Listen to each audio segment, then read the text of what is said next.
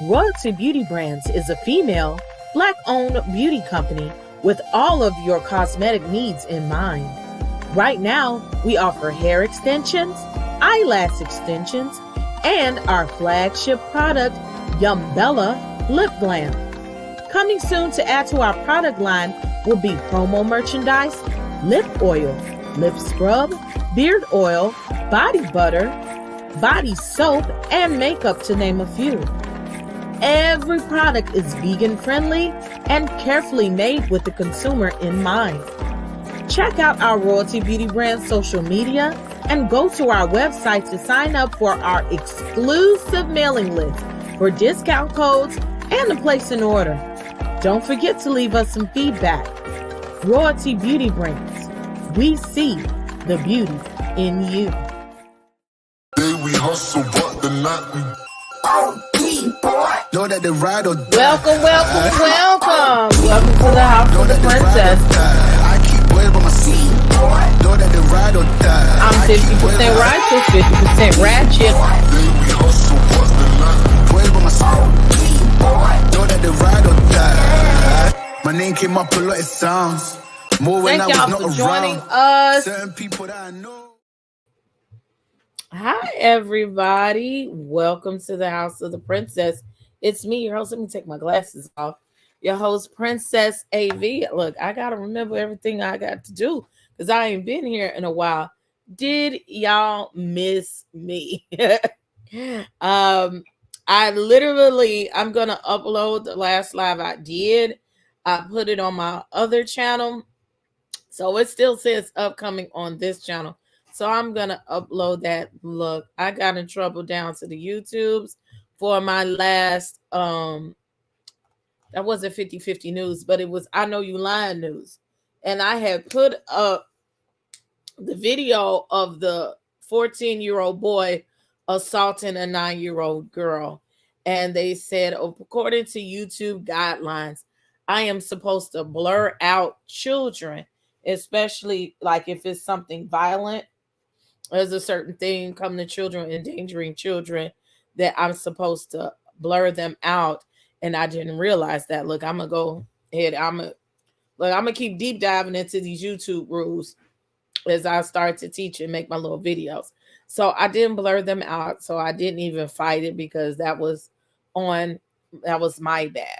I thought just because it was the news that, when I show fighting videos for that because it's for news and editorials, okay. But because it was kids under 18, they suspended me for a week, okay. So I got in trouble, but I am back. I'm happy to be back. Now, I do know everybody seems to be spread thin today because all my good friends is live today. So all of y'all who are here at this time live, you could be anywhere, but I thank you for being here with me down to the House of the Princess. So it's my turn to do the Potomac Review reunion 2. I thought I'd come today as the real Cookie Monster, okay? Me wants a cookie, okay? And I do love cookies. And Cookie Monster is really my favorite Muppet. And I love cookies, okay? So certain people, they do call me the little Cookie Monster, I love me some cookies. And you can tell that. That's how I keep my girlish figure. Look, I'm going to do a roll call. I'm going to start making videos, a little video for the roll call and all that. So the sister-in-law, hello, Jenny. How are you doing? Hello, Black Diamond, the mother of the house.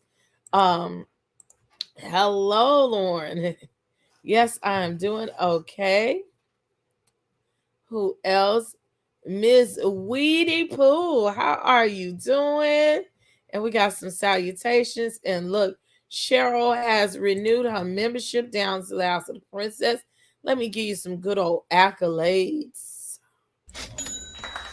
You are officially a royal citizen. Welcome to the House of the Princess. In California, Cutiee from the back, she told you. Make sure you press that like button. I'm going to go to that news too. Press the like button. She got her cuties in the chat. Okay. And Uni Boo. Hey, Uni Boo. Hey, Ellen V. Oh, I like your new picture. Hey, Saki Sue. Yes, God, the little cookie monster. And ain't nobody grabbing on my booty either. At least not at least not uninvited. Yvette, hey. Salutations. Thank you. This whole thing, literally, I'm gonna give me a new one. I'm gonna find me a new Cookie Monster one because I don't want this thing out. But I had to pull it out of retirement just for this occasion when you thought I wasn't gonna do it. I told you last week I was. So yes, I'm gonna make a video for the roll call too. So when we come in, everybody got y'all like, look, I gotta make new songs. I want a new song for my intro, like my song, so I ain't got to worry about all these stuff. I'm going to tweak the intro song, even though it's an original song that I got from somebody. I always get tagged for its belonging to somebody else. They never strike it, but it always takes 30 days to go through, and I ain't got time for that. So it's a sample of another song, and it does sound almost identical in the pre-show song. So I had tried to change it once, but the file was too big. So I'm going to tweak it and figure out some things to make it work. So yeah, I do. I was thinking about that. And look, y'all got to go on Mim's Instagram. Well, he sit up here and he did it. Who wore it best with Giselle and an old dress of Karen's. He is a whole fool. Shout out to my friend Mims. Okay. So without further ado, I think I've said, oh look, for y'all people out there, let's get it going. I got to remember the banner. My girl told me to remember the banner.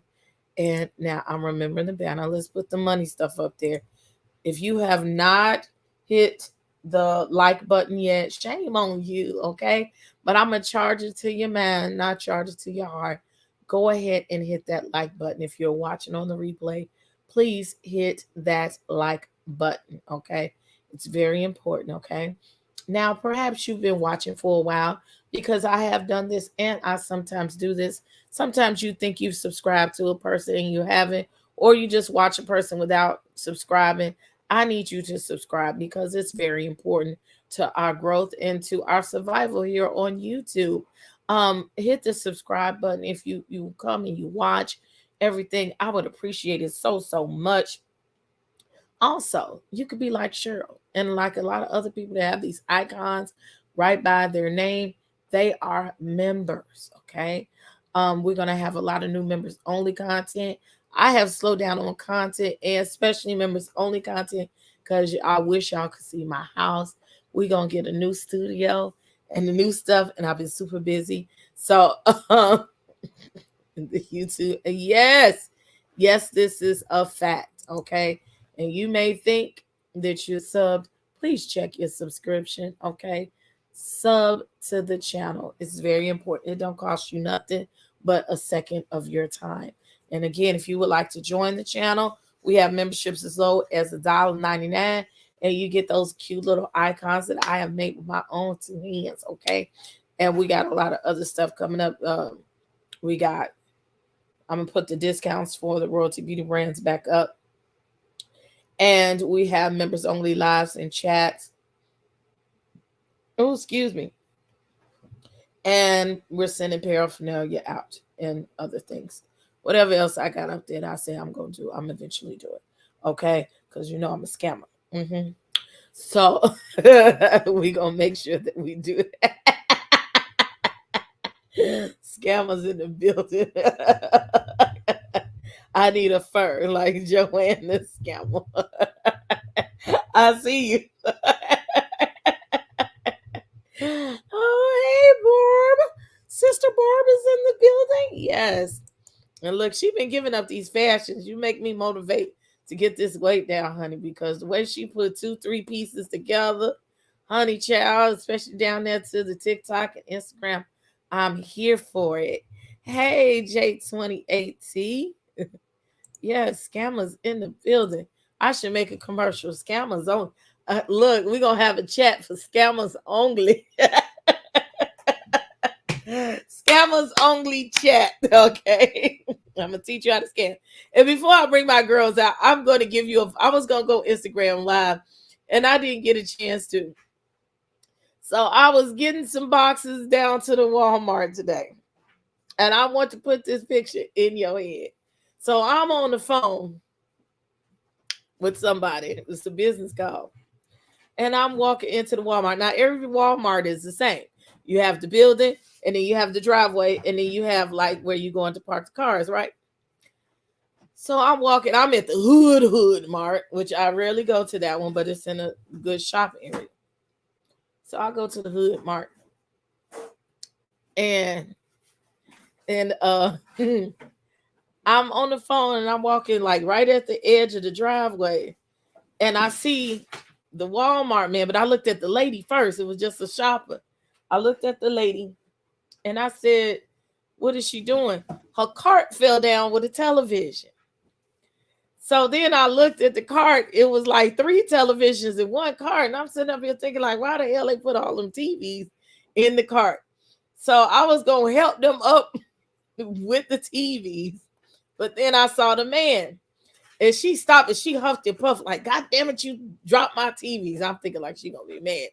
She looked at him, she huffed and puffed for 2 seconds, and she went and grabbed the television, and the car pulled from on the side and pulled up a little bit more. And she ran with the 60-inch TV and she put it in the back of the truck, like in the back seat of the truck, not the back of the truck, which would make sense to me, like if you was gonna steal. So she put the TV in the back of the truck, slammed the door, run behind the truck on the other side of the car, and slammed the door. And then she ran into the car. The car tried to speed off, and she rolled out the car. Now I'm gonna tell you, this lady was bigger than me.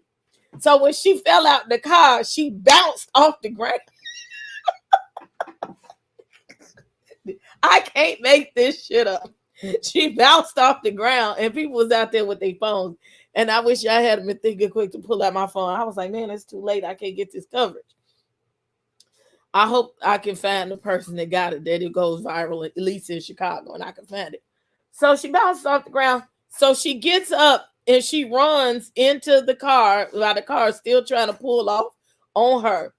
And she had these soft, like house shoe type shoes. They wasn't Uggs, they was bugs. What happened with you?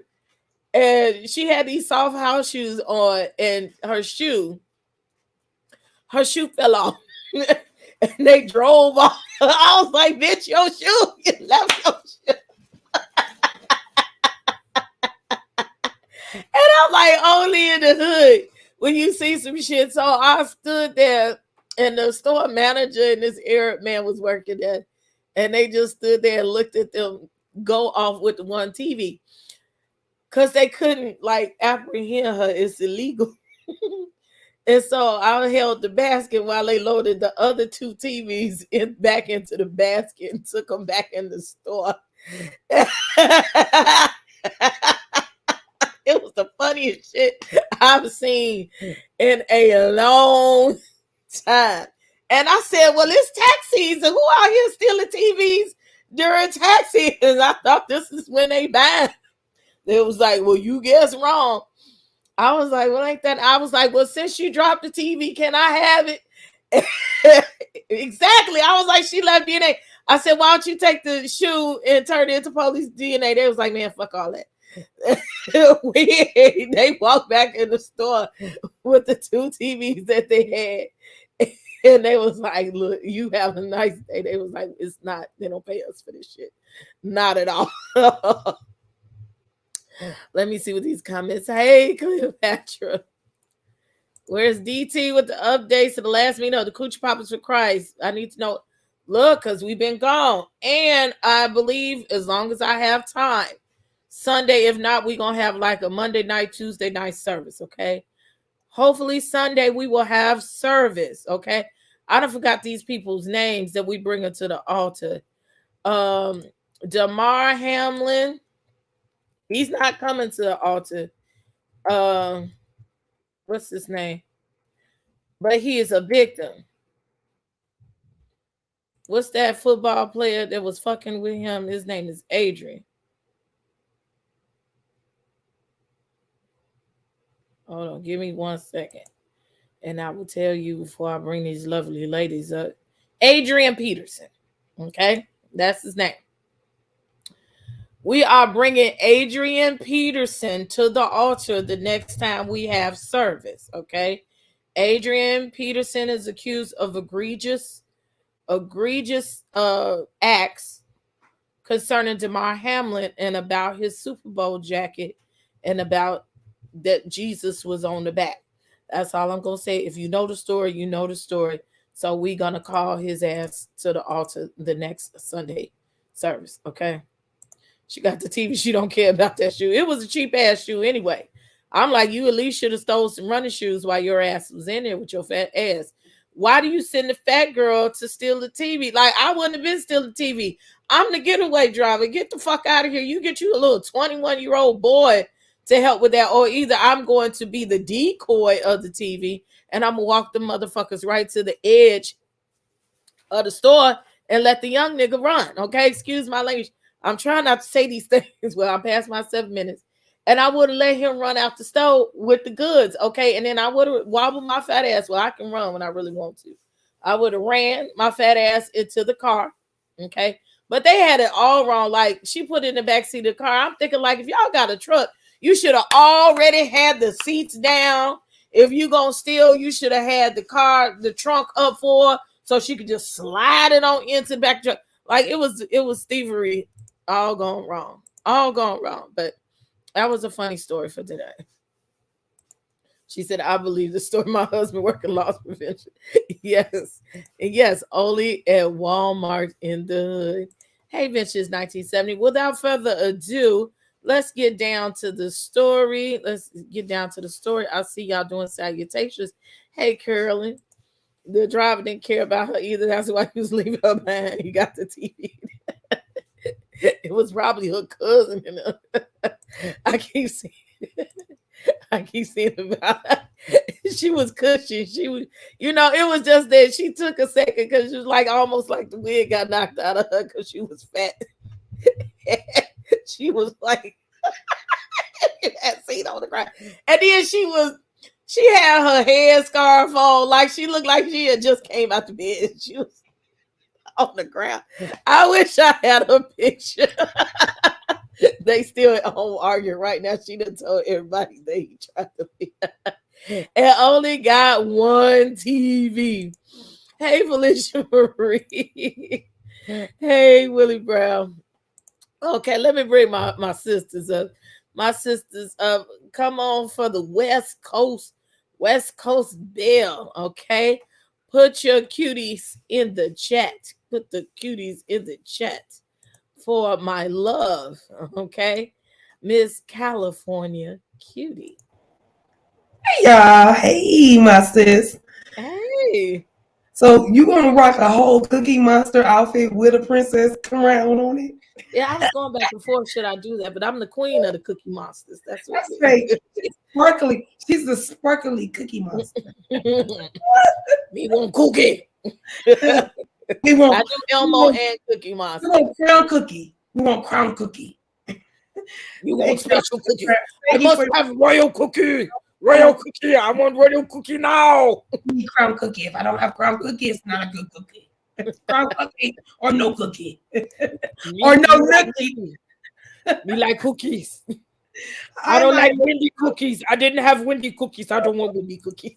Oh Jesus! When Candace started breaking it down for Andy, no, Andy, the cookies was the not the entree, not the dessert. When they were cooking, he said.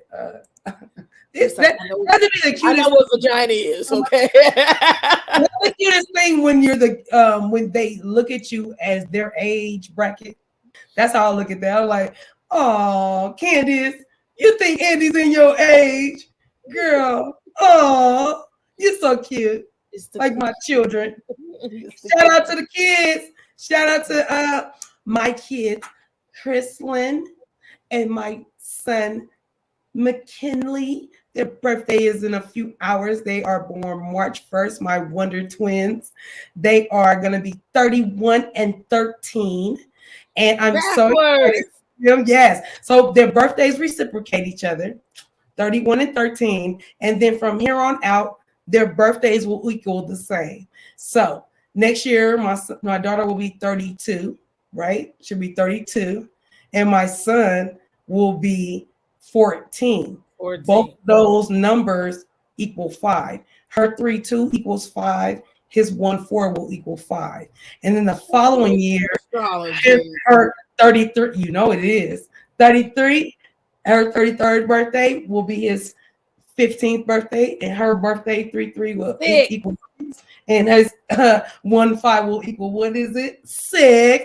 Okay. So, and it was so funny because when she was in her 20s and he was like 8 and all these other, it would equal whatever his birthday was, it equaled her age. So like say she was 24, that means he was 8. Like whatever her numbers added up to was the age he was. So that's why I call them my Wonder Twins, y'all.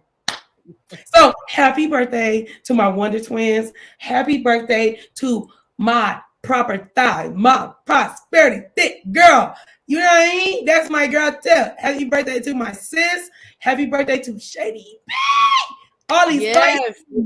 I was trying to wait for Mase to get up here so we can celebrate. I know. I just, I got ahead of myself because my kid's birthday is in a few hours, and my twins were almost born at the same time. So one's birthday is at 6:06 in the morning, my oldest, and then the other one was born at 7:58 in the morning.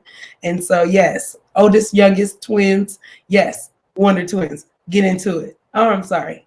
Go ahead. I'm sorry. I had to take over. The Pisces take over real quick. Yeah, something like that. A majority of my mods are Pisces, so ain't that crazy? Get ready. And I've raised both. Ready. I've raised both, so I know. And my older kid's father was a Pisces, so yeah, my mother and my brother and my uncle and my grandmother are Pisces. Oh, and I ain't gonna get into what I know about all of that stuff. That yeah. So my mother went in labor with my brother on her birthday, had him on his dad's birthday. See, something about them Pisces they be teaming up. It take two of them to go around and around and follow. Don't know who's leading, who don't know who's following. I don't even know. I'm just going. That's Dory at his finest moment. I didn't even really notice that till just now. TJ 28 birthday song. Birthday. Pisces. I told y'all, it's the Pisces takeover. Like seriously. So the 28th. Happy birthday.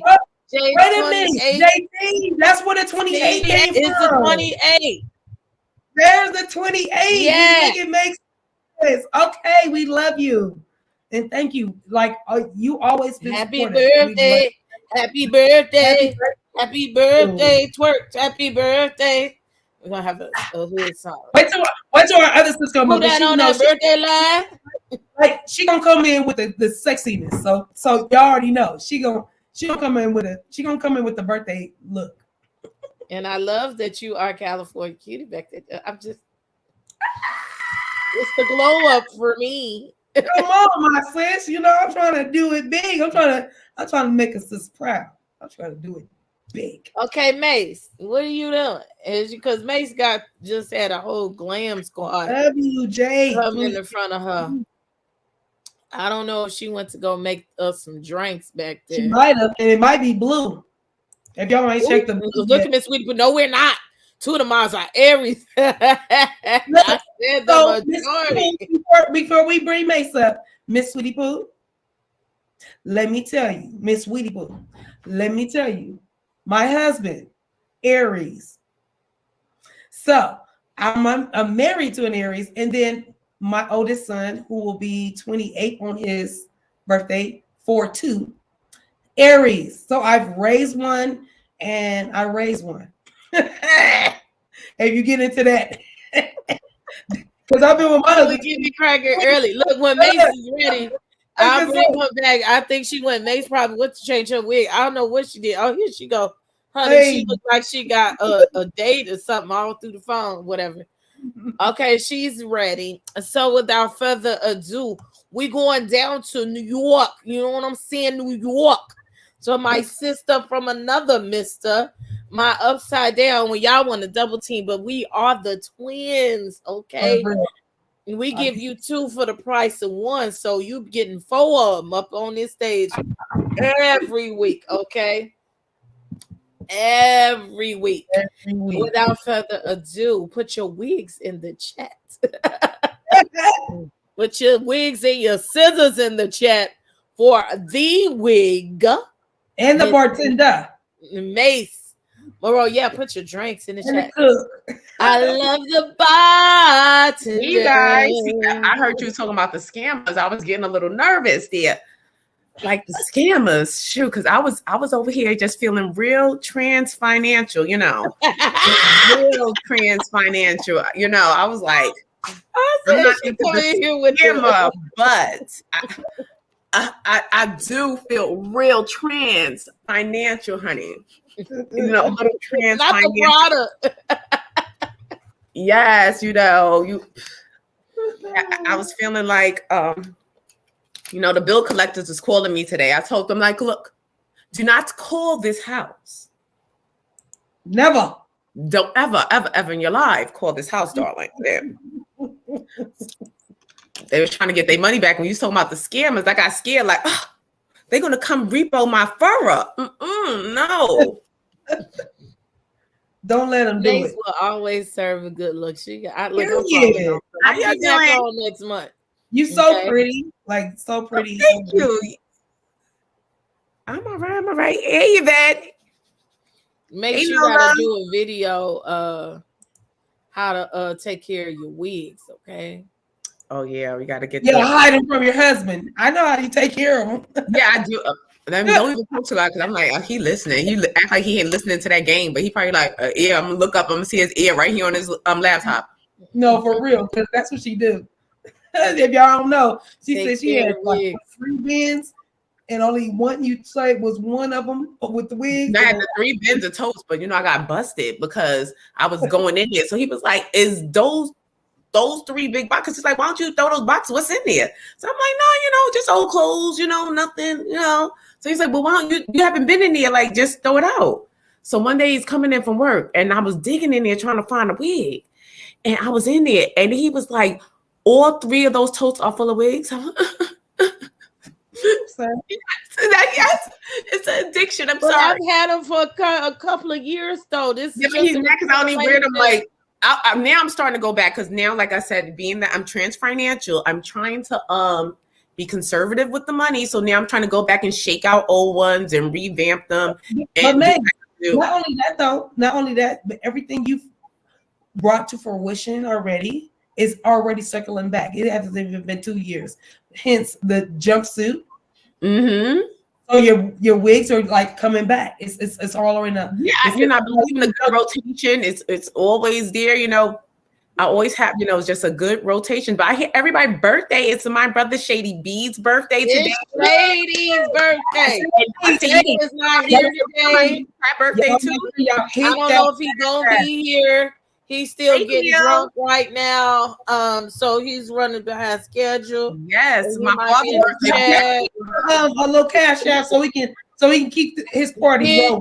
Y'all make it rain. I don't care if you just give him $1. Y'all make it rain on Shady today for his birthday. Please show him some love. And today is Thick Girl's birthday. Happy birthday, Thick. Happy birthday to the thick girl. The Pisces are in the building. The Pisces are just all over the place.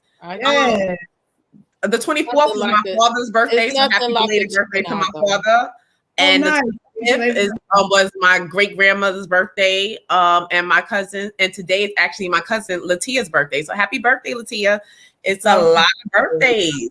Yes. And you said someone was in the chat too, right? The birthday was birthday. Shake it. Happy birthday. Shake Hey, Barb. Happy birthday. It's your birthday. Do your thing. Do your thing. Do your thing. Shake your thing. It's your birthday. Okay, I'm gonna make that song for real. I'm gonna figure it out. Oh yes, we gotta make a birthday song because aren't they you can't, don't they copyright the birthday, the original birthday song? You I can't don't sing think it? so. Cause no, it's something with the birthday song.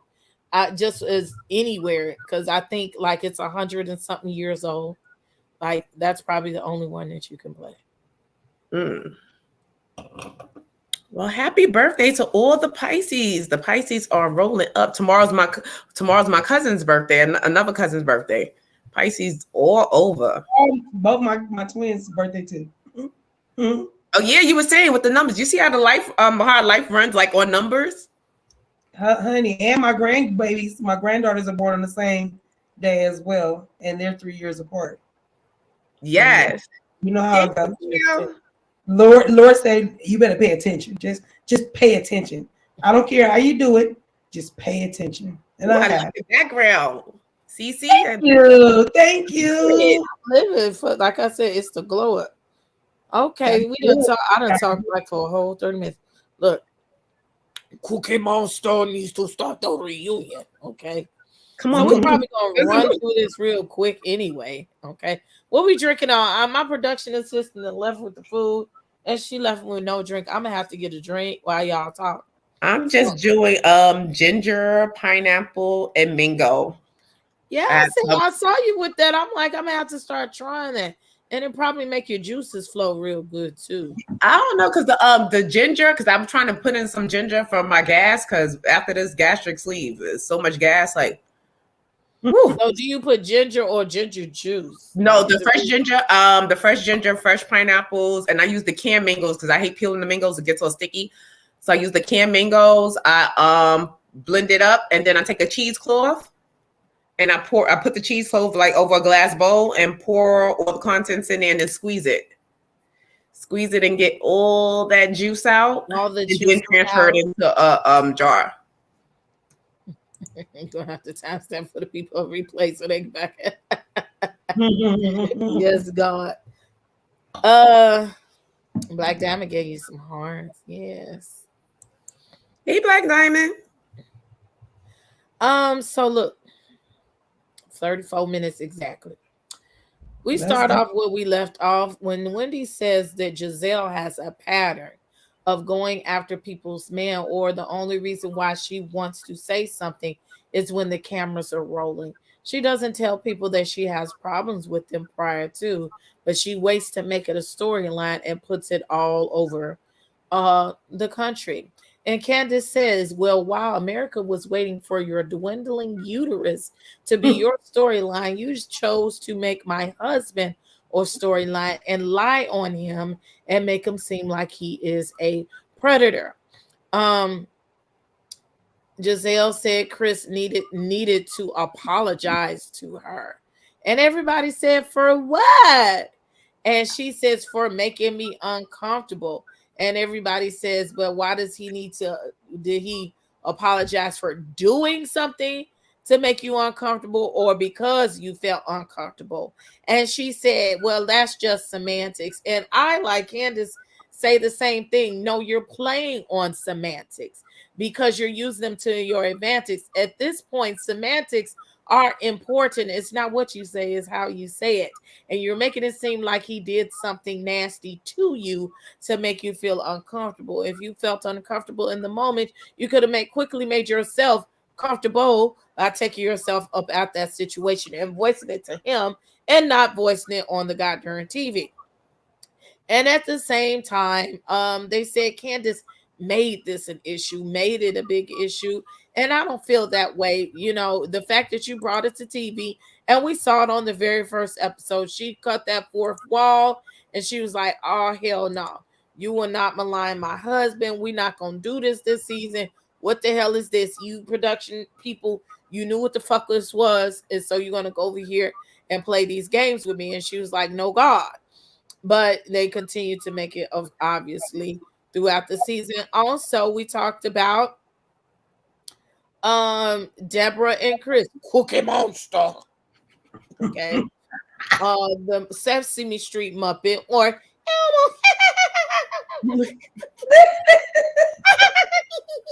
Deborah sitting up there saying that Chris dug in her booty and he wasn't even looking at her.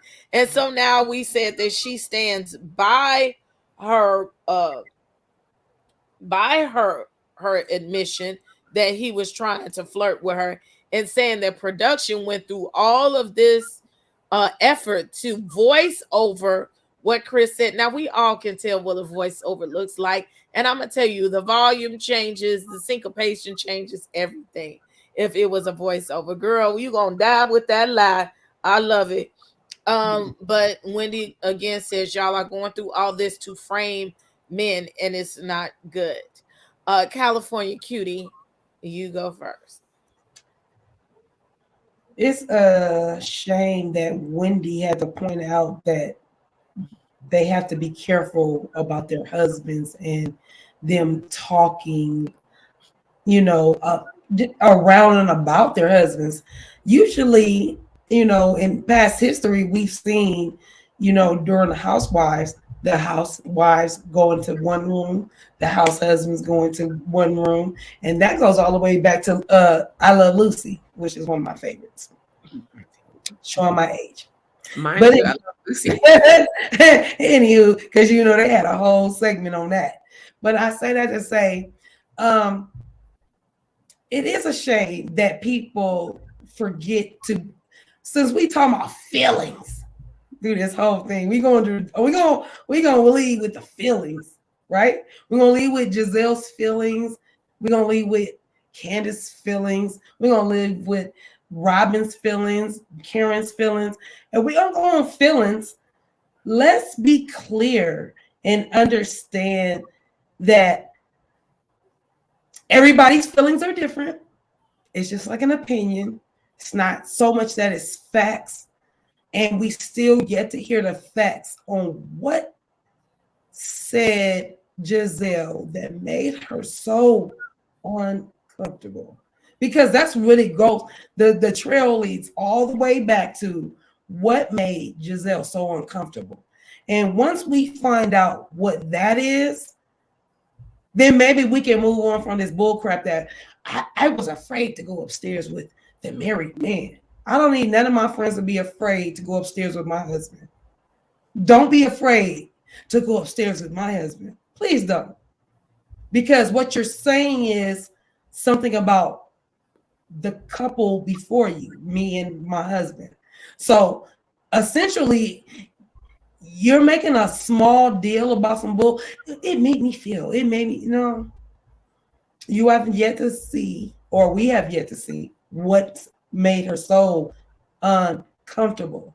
And when she tells us, I hope it's he groped at her, he made some assumption that he was going to get her in her room by herself and do something to her, because that's what we're getting to, right? That's what the meat and potatoes is. So I'm just like, I'm so ready to get past that.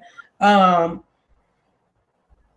sorry. I'll just leave it right there because I will talk. So I'll leave it right there, Princess. So you are a Lucy lover too? I love Lucy. You talking about the episode Charm School, where they was trying to get the husbands to go in the room with them, and when that sexy girl lady came over with the other friend, and then they went to Charm School and they had the tight dresses on. I love Lucy. I know every episode. I know every episode asking for it. Me. But I'm utterly disgusted with Giselle. Like, I'm very disgusted with her, especially when semantics. Yes, it's semantics. It does boil down to semantics, because you still are unable to explain, how did Chris make you feel uncomfortable? How? Because he didn't make you feel uncomfortable. Now, she's very slick and very cunning, but if someone's less than smart, they wouldn't catch on to what she's doing, because what she's doing is so she could backtrack it and be like, well, I was uncomfortable with going in the room with my friend's husband, but that's not what you said.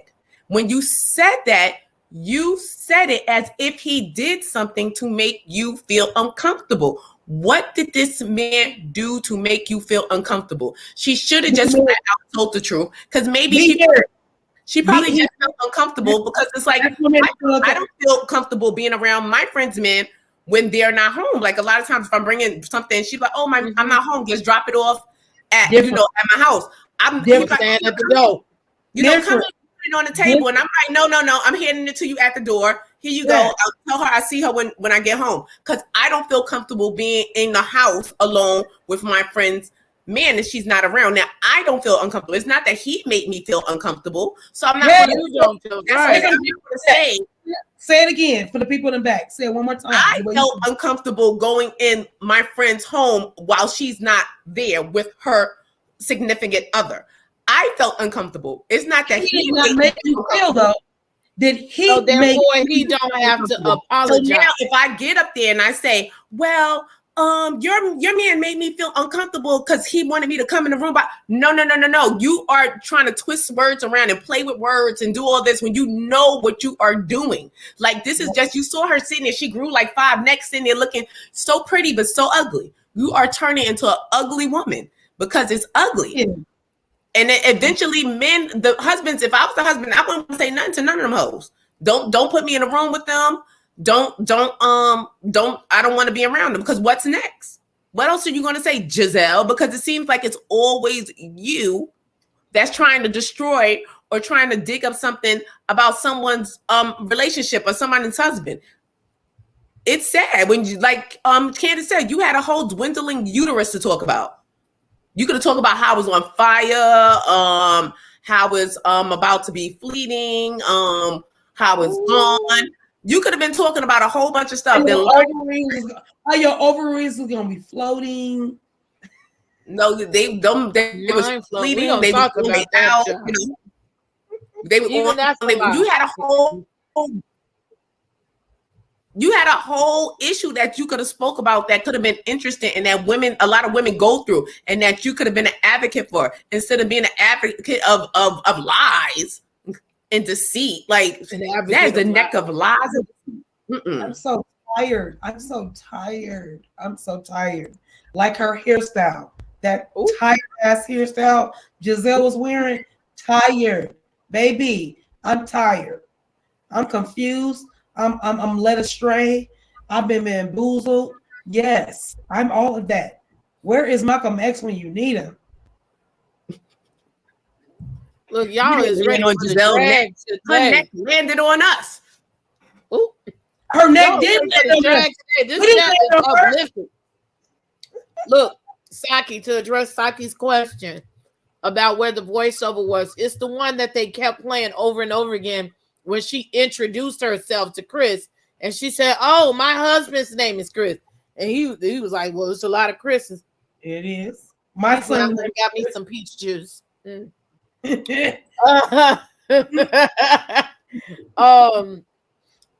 saying that that's not what was said. They took out the flirtation part. Oh, girl. Well, we wish they could have took out the eyebrow part. I take out that whole eyebrow part.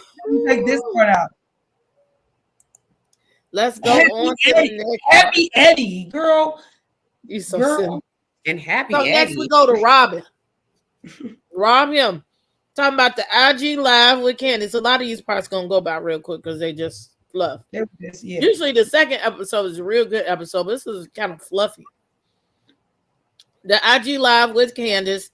And Robin put that tired ass radio on the table to expose. Okay. But they asked, "Why did you do that? If we were friends, why didn't you just ask me what the problem was, or did I address you the wrong way?" And I agree with Candace. If we real friends, and even us on this panel or us in our group chat, if we have something that we don't sit well with us, we hit each other up like, "Did you mean this? Or did this come across the right way?" But y'all supposed to be friends around each other, going to each other's house all the time. And you mean to tell me that you can't address one another and say, "Girl, what was that on IG?" Look, IG is public. It wasn't private. So apparently, if it was something to be alarmed about, that should have been something that you listened to thoroughly. But Robin's old trifling behind admitted, "Well, I really didn't listen to it. Somebody sent a clip to me off of a blog and I had went with it." Look, didn't 2 seasons ago we were arguing about the tea, which myself including a whole bunch of other people, we said some fucked up shit and it wasn't true because you listened to a piece of the blog or what the blog said, and the blog might not have been 100% true. Like, for real, y'all ain't learned from now. Like, come on, get the fuck out of here. Okay. Just like somebody could send you a clip of what the fuck I said today. That don't make it true. Maybe you should watch the whole thing. I'm just saying. So she said she was in her feelings about it. So she went ahead and did those antics. And Candace said, you tried to shame me in front of everybody, but it backfired on yourself. And yes, ma'am, you did look kind of dumb. It was ghetto, it was ignorant, and it was foolish. And the fact that you ain't gonna go back and do your research to get the whole fact, you were sitting on the toilet pooping. So I'm sure it wasn't a 5-minute stankola with your nasty ass, because we're gonna talk about that in a minute too. Oh, come on, tampon. Go ahead. Tampon. We're gonna talk about that in a minute, okay? You had time to go ahead and do your research, okay?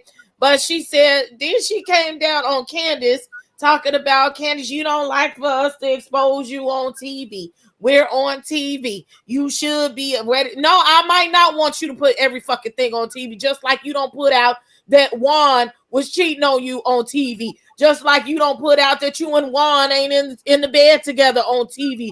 Just like you didn't put out that you slept with Juan's friend, or that you stole all of Juan's money, or you didn't put out your wedding girl bye. So don't do that to Candace. Don't do it to Wendy, and don't do it to me or Giselle or none of them until you can abide by the same things that you judge them for.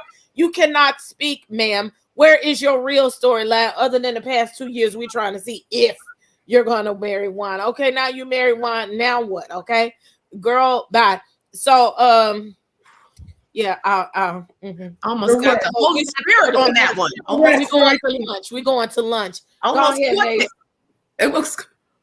Go ahead, Mase. That Robin is just really something else. And you know what? I knew she was up to something this season. I'm like, Robin is exposing people. Robin is holding up cameras, talking about she's TMZ. Robin was doing everything that she could to deflect the attention from, like, look, I'm trying. Look, I'm doing this. I'm putting speakers on the table so nobody wouldn't dig into her shit.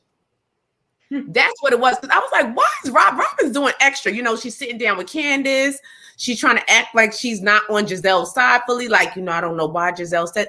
Like, Robin's up to things because she was trying to hide what was going on in her life, the real story that she should have been telling. Robin gets whatever she deserves at this point, her and that speaker. You should have turned that speaker up to hear them phone calls that Juan and that girl over there. She heard it because allegedly she set it up. Girl. She's not only the wife, but she's the president. She's the procurer as well, allegedly. Cutiee. Man, y'all already know. The fact that Robin linebacker, she was, she was pushing through, trying to score. You on the offensive team. I'm using football terms, y'all. If y'all don't know, I'm just getting a little bit of football because she's all big around the neck area. Like Giselle is the ringer necks, and bitch, you are the shoulder pads of them all. Bitch, you are shoulder pads, bitch, without shoulder pads. I just realized, bitch, you are winner with the linebacker line. No, it's shoulder pads. That's what she got. There's no clavicle bone. There's no this. What is that beautiful bone right here? This. She don't have that. I ain't gonna never see that. Your decolletage. She has, and I'm not mad at the ones that don't have it, because some people don't. But bitch, I'm talking about you. No, we talking about you right now. Big shoulder pad linebacker, don't have nothing to do but try to find something to deflect. What was Candace's thing last year? You're projecting. Oh, stop, yeah, her projecting this. Remember that? So for me, Robin, the alligator. Okay. Get her. I am so irritated with Robin because I don't want to see 30 minutes of nothing of what she got to say about not nothing. I don't want to see 40 minutes of nothing she got to say, not nothing. Like, girl, you so busy. No, Wendy, because I was trying to stop you from fighting on camera while I'm recording you on camera. Girl, if you don't get on my face, she don't even realize how two-faced she is. Like, girl, she's a mean girl. Let's go back to let me go back to my old ass. Because she ain't got it to be no mean girl. The two-headed dragon that fights Godzilla, girl, you got two heads. Giselle got one, and then everybody else is on the other one. Oh my God. What we talking about? Like, seriously, y'all, are you paying attention to the stuff that she try to do? That's why, like, I really want. You say she got two heads and ain't none of them hers? None of them hers. She don't own none of them. With that big, but them shoulders is hold both them necks up though. The shoulders is around the neck area. But you know who's like, what's that girl name with blue face, Krishan? It's something. Her and Robin, they shaped up the same around the neck. It just gives strong. Like, but it's not that they're big. You know that girl was deadlifting 300 pounds. That's what I'm saying. It's not that they're big because they're not big. Krishan was an athlete. I guess Robin was athletic. Like, yeah, it's quite athletic, real athletic. All I'm saying is, I am really tired. Maybe she was on Juan's basketball team. I'm really tired of Robin trying to hide behind the fact that she got this really good heart. That Wendy, I wasn't trying to let you fight on TV. Oh, we ain't even got to that. I know, but I'm saying her whole gonna dig into her with that. Is I'm doing stuff to sock you on the face. And then I'm gonna tell you that she pissing on people and tell them it's raining. Come on, go ahead, sis. Go ahead. Let's take a quick moment while we on commercial. Now we're gonna take our own commercial. Look, press the like button, okay? Like, subscribe button. All of us. Press the subscribe button. Look, send $1 to Shady. Send them $5, $10. Yeah. Give a birthday cash app to Shady. It is Shady's birthday today. And look, us lovely ladies giving you all of this entertainment. Can you please give to us as well? Send a cash app, Venmo, PayPal, Apple Pay, Google Pay, EBT, Super Chat, or Super Thing. EBT. Yeah, all that good stuff. Okay. Send some fun. And look, I need some funds. Okay. Go ahead, send the funds over here. And while we're on commercial and on lunch break, this is brought to you by Happy Eddie. They did say Happy Eddie. He trademarked that. Okay. Good for him. He should. Good for him. Because he's always smiling and keep it. Because let me tell you something, Happy Eddie. Yes. They need to call me Happy Cutiee. Because let me tell you, no matter when I was in high school, wherever I walked, where I was going, it was like, I had people that was in high school. You know, high school is hard. People were walking up to me like, you always smiling. You always got a happy face. I am. Because I love life. Because I don't want you to get mad. I do not want to see you get mad. I love y'all. Like, people who smile all the time like that. See, you don't want them to get mad. People that smile all the time like they get mad, they gonna get mad. Because I had a friend like that, and she used to talk through her smile. Like, she was smiling so much, she'd be like, "Hey," and talk to her smile. And one day she got a friend like that.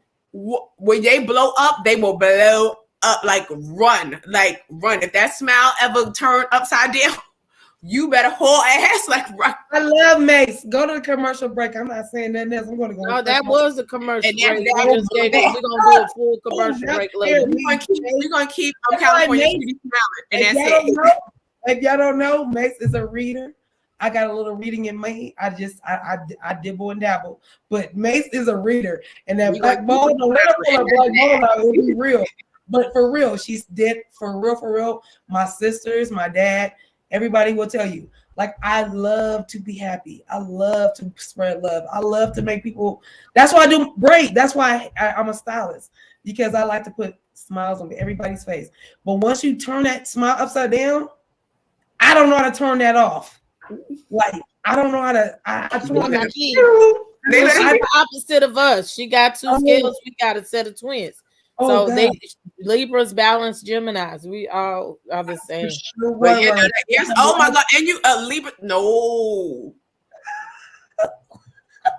See, no, and you no. See, you a smiling Libra. See, we might as well just end the show right now.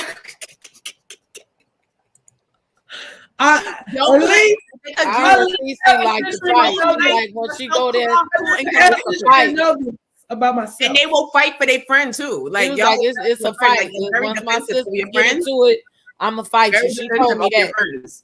Very defensive over your friends. Geminis like, always talk together. They can't stop talking one another. Oh my God. But we can hear. We be sorry. We just y'all can't. No, I can hear both of y'all clearly. I'm just telling the listener. It is crazy. We're talking at the same time. We are together, like, right. And they won't stop. They will get their point across, and I can hear them both. But that's just because I'm a Libra. I can hear them both. That air sign. There you go. Yeah, come on. So look, here we go. So we're on break and commercial.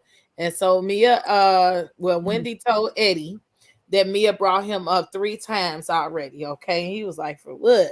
But and then we also we introduced Gordon to the mix, and he let you host. No, he said, I'm sorry. I'm not giving out no hugs today because y'all ain't finna put me under the bus. Okay.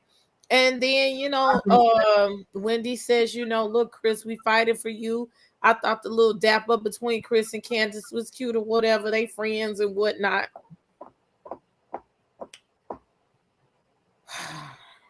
But then when it was time to come back from lunch to go to commercial, Robin proceeds to go sit down, and she runs back on an open hot mic and says, oh, hold on. I gotta go change my tampon.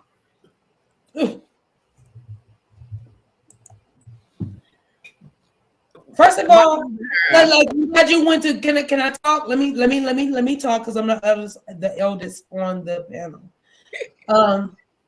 My 18-year-old has a habit of saying, I gotta go pee.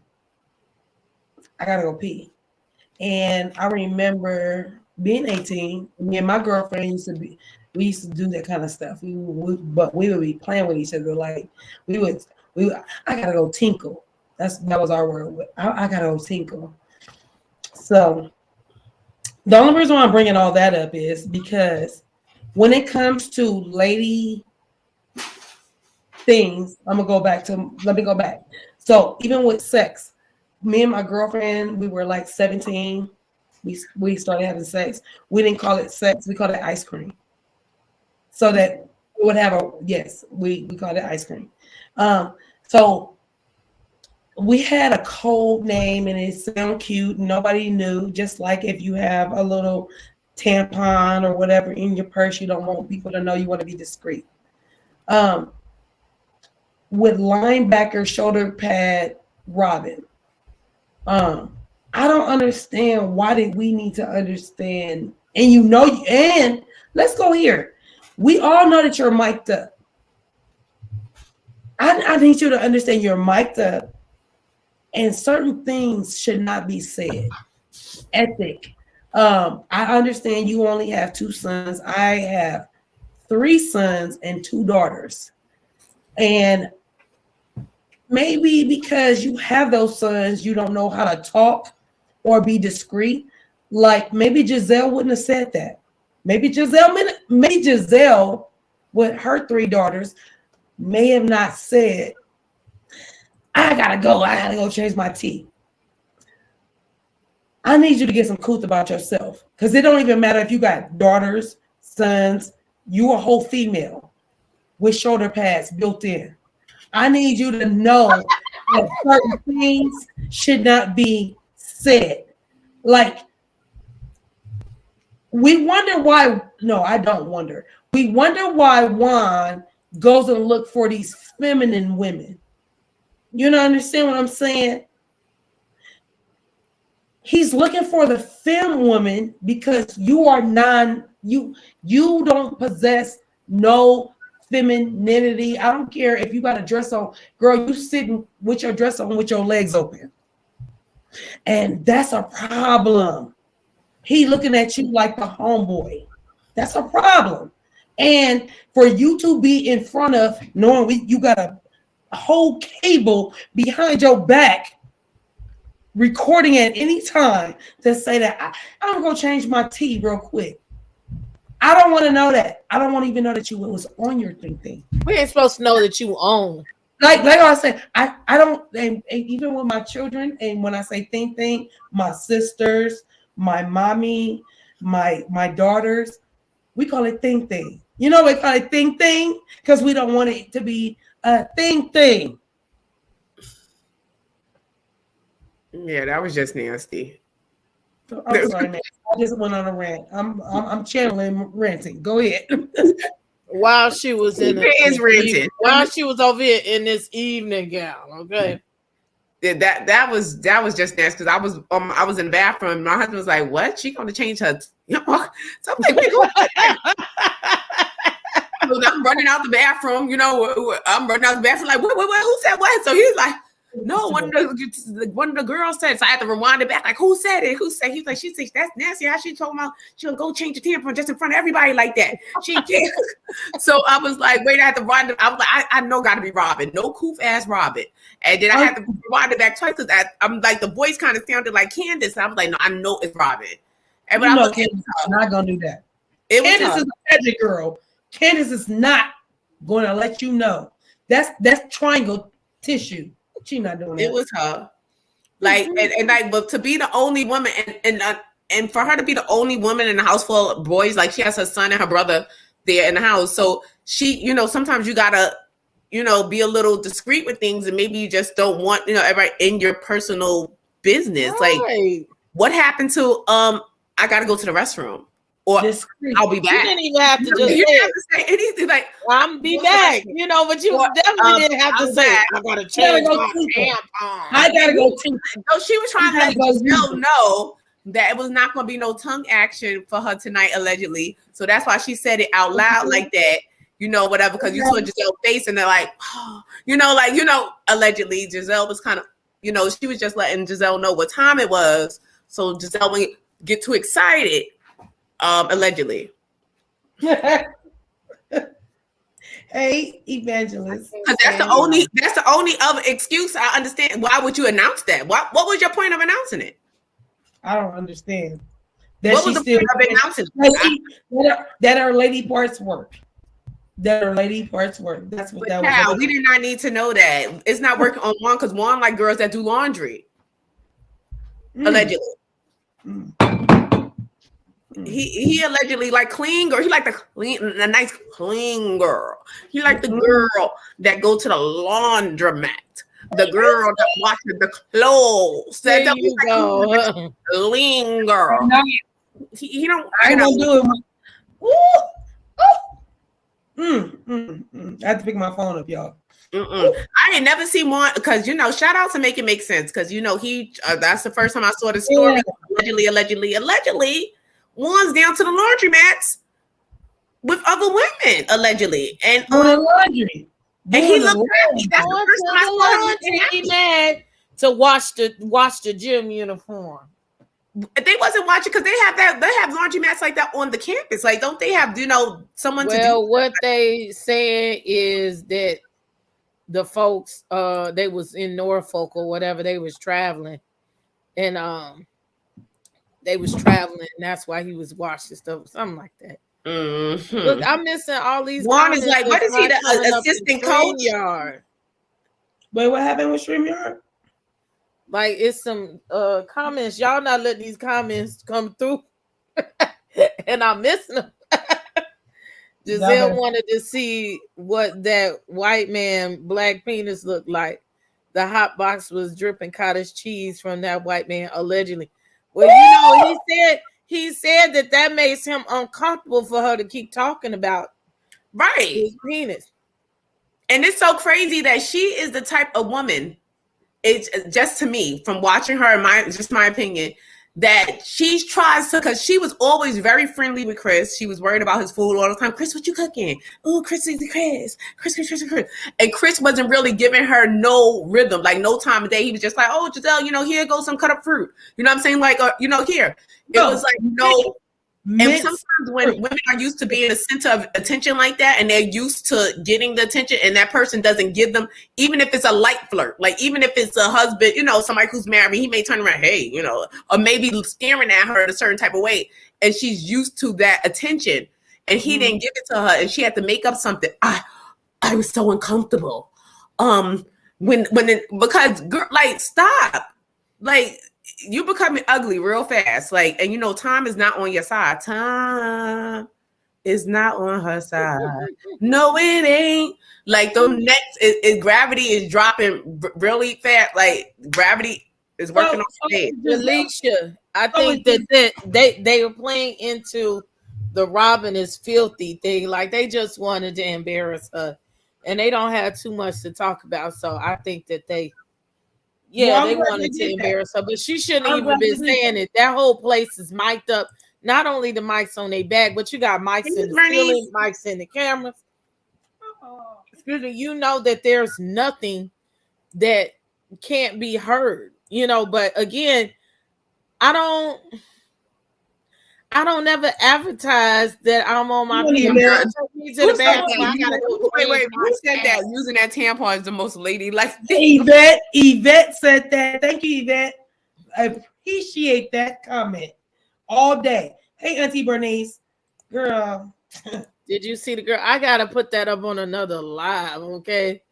Child, let's hurry up. We got a lot of ground to cover, so let's get. I'm still on the first page, and we got like 3 pages. Okay. But I think so we on the bottom of it. Okay, the Robin and Giselle show. Okay, so they've got 4 million downloads on their podcast and 80 shows, and their show is doing great. Now, we saw the epic fail of what their live show was like, but in spite of all that, Robin was proud to say that she didn't listen to a podcast before. And like I'm going to say earlier, that I referred to earlier, hold you lying. Please don't say you don't watch a podcast. You haven't seen a visual podcast. You haven't listened to a podcast. You watch All About the Tea. Get the hell on up out of here, just like the rest of us. So, girl, bye. If you didn't watch none, I know your ass watched that one, okay? Because that's where you got your dirt from. Please don't say you don't follow the blogs or you haven't watched the podcast. Maybe you just don't know what a podcast is. But as Wendy said, well, that doesn't sound very wise. So you just decided, well, why don't we do a podcast? I don't know what one is. I ain't never listened to one before, but I'm going to do one. Now, that shit sounds stupid. Anyway, then they mentioned LaDom's candles. She said, look, I did not slight Wendy. I have been doing my candles for years. They've been in the discovery phase for a very, very long time, and you just happened to get in. And she was like, I wasn't trying to steal your thunder.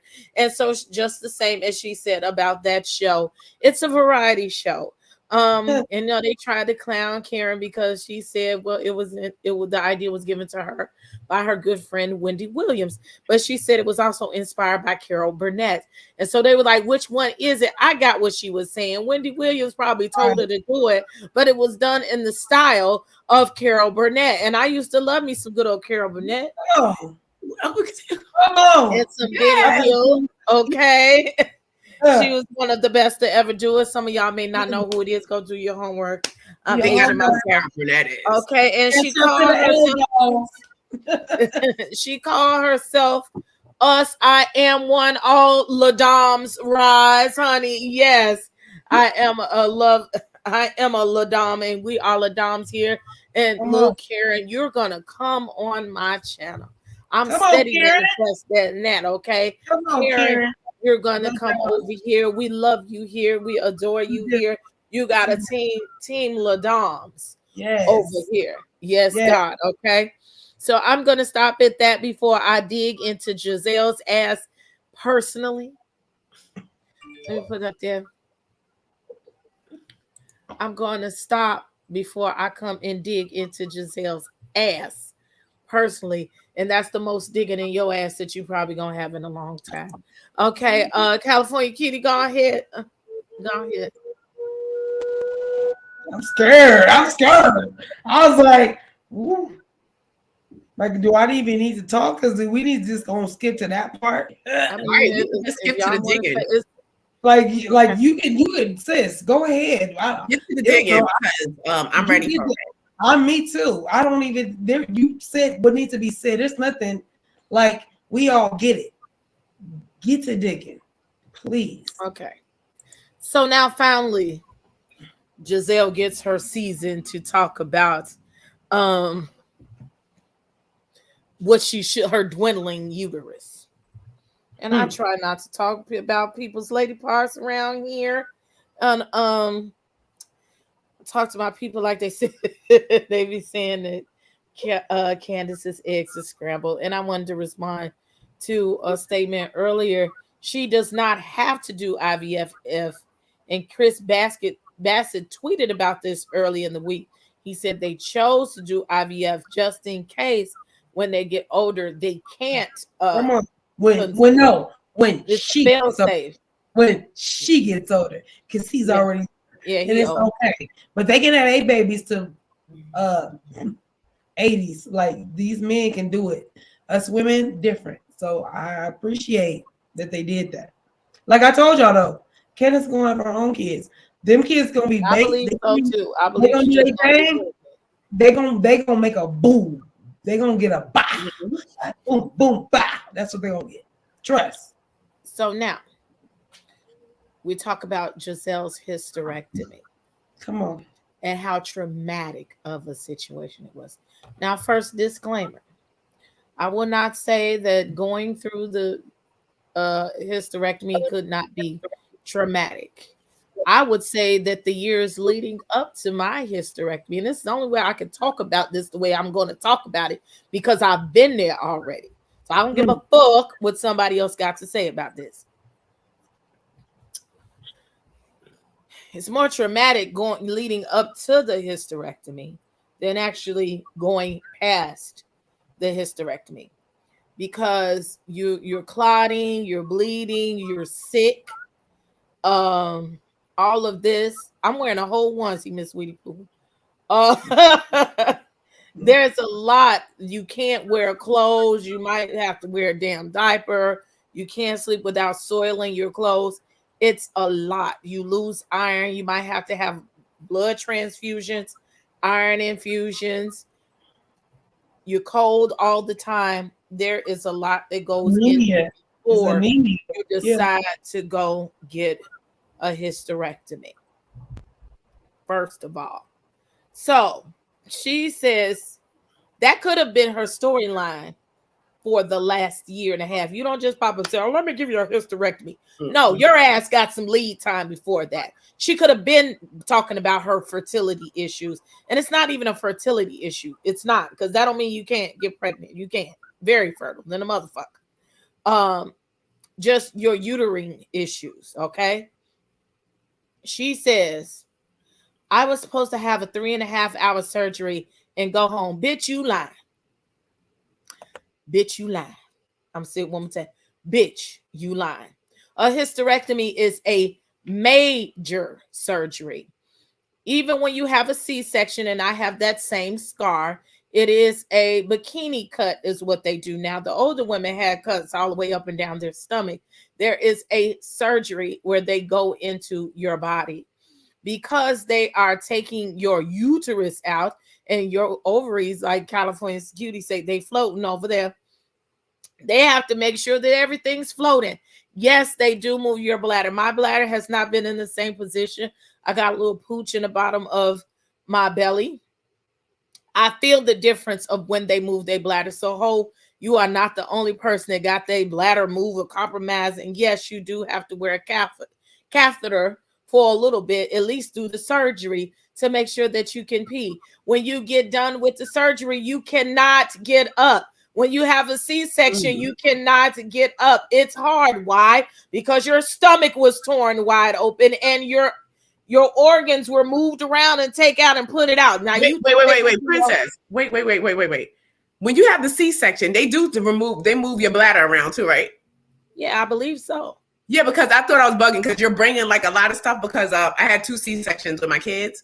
And when you're saying that, I'm like, oh my God. And I thought I was like dreaming and in and out of it because I was still up, but you're on medication and you're behind the thing, but you could look up in the ceiling and see that mirror.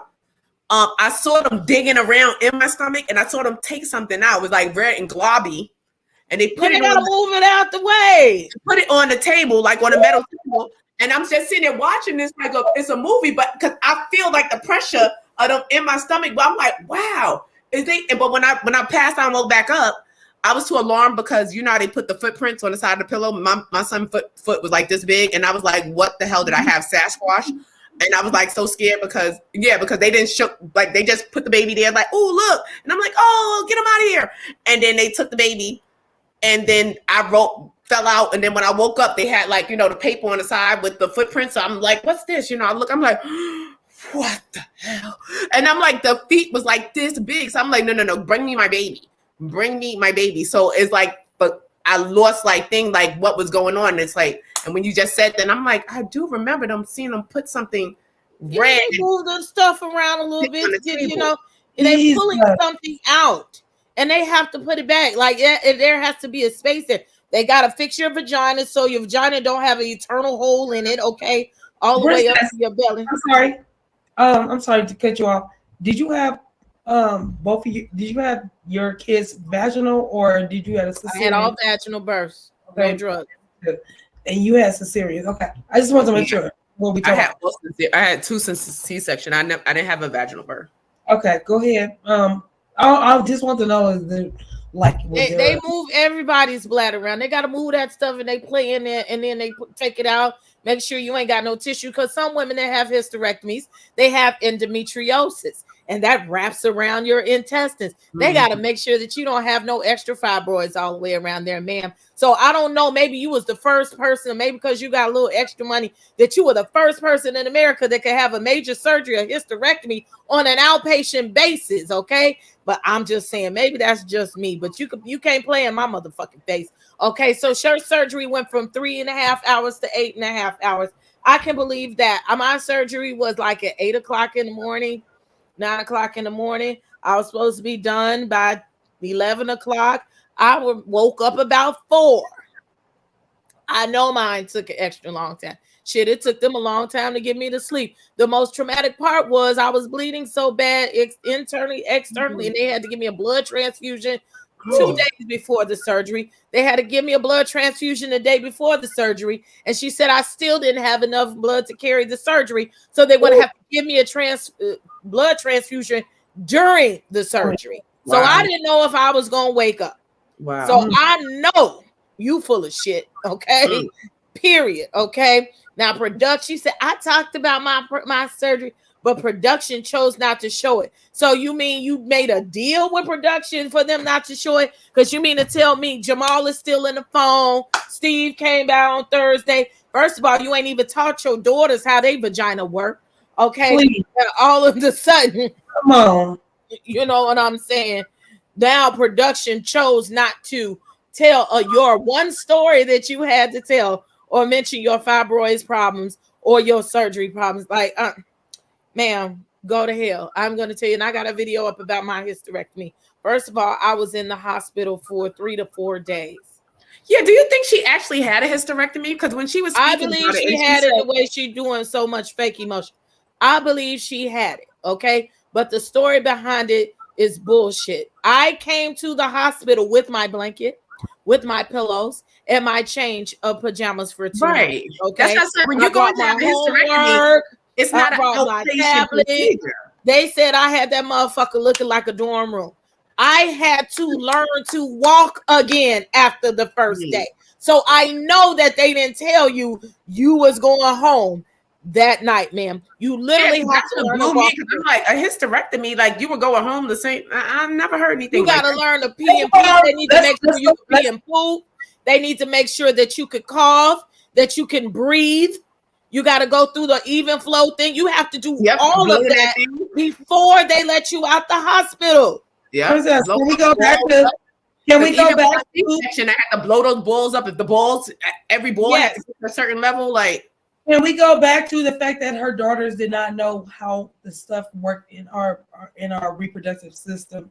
They did not know, which means that Giselle did not know. She's not educated enough to know, and that's why she was thinking she was able to tell her kids, "It's a 3.5. Mommy will be back tonight." Like that's just the lying. Stop doing that to your kids. Like, be real truthful with them. All you let us know is like you was dependent on the school to teach them, and that you had major surgery that could have ended any kind of way. Even if, let's say, it go real well, it's still a major surgery. Yeah. Just imagine if some complications come up, and you don't even prepare your kids to tell them that anything can happen. Mommy wants to be home, but in case anything happens, this, that, then a third, and so that your daughters did not have to suffer in 5 hours of you not even pulling through your surgery, but not knowing. It's the way you set them up. You didn't set them up for success. You set them up for failure. I'm coming home. You don't know you're coming home. You don't know you're coming home. So you should have set them up a little bit better, just like you should have set them up for that scene when we all noticed that you do not know, have taught your daughters the essentials. I'm just gonna say that. Just the essentials. It don't take genius work. No, it's sad. Giselle is really like damaged, like to be like, and you look at people, like I say, you never know what people go through, because like she's so damaged to like even like the kids, because the kids be looking at her like, yeah, right. You know what I'm saying? Her own kids is like to the point they like whatever. It's sad that she's like that, and I'm glad that Andy kind of held her feet to the fire and made her talk about it, because the way she was trying to, I know. What's our later? She tried to pull a Karen. Like she tried to pull a Karen. She was trying to use her light skin for evil. Yeah, she was like, I don't want to talk about it. But he was like, oh no, we're gonna talk about it. And she was like, oh, shit. You know what I'm saying? Now I gotta get my lie together. Because that's why I was wondering, like, did she even have a hysterectomy? Because I'm quite sure a hysterectomy is not an outpatient procedure. I'm like, you gotta anticipate, you have to depending on what's in there. Depending on what's in your uterus, depends on how major your surgery is going to be. Right, and anything can happen. Like anything can happen. Walk balls. Some people have big ones. Some people have multiples. Yeah, man was full of them. Yeah, you gonna act like everybody's the same? Heck no. Just like everybody. People said she went home. You went right home right after yours? Oh, okay. Now, y'all talk about myomectomies. Everybody's different. Myomectomies or hysterectomies, because most hysterectomies, if they cut you, they gotta keep you there to keep you stable.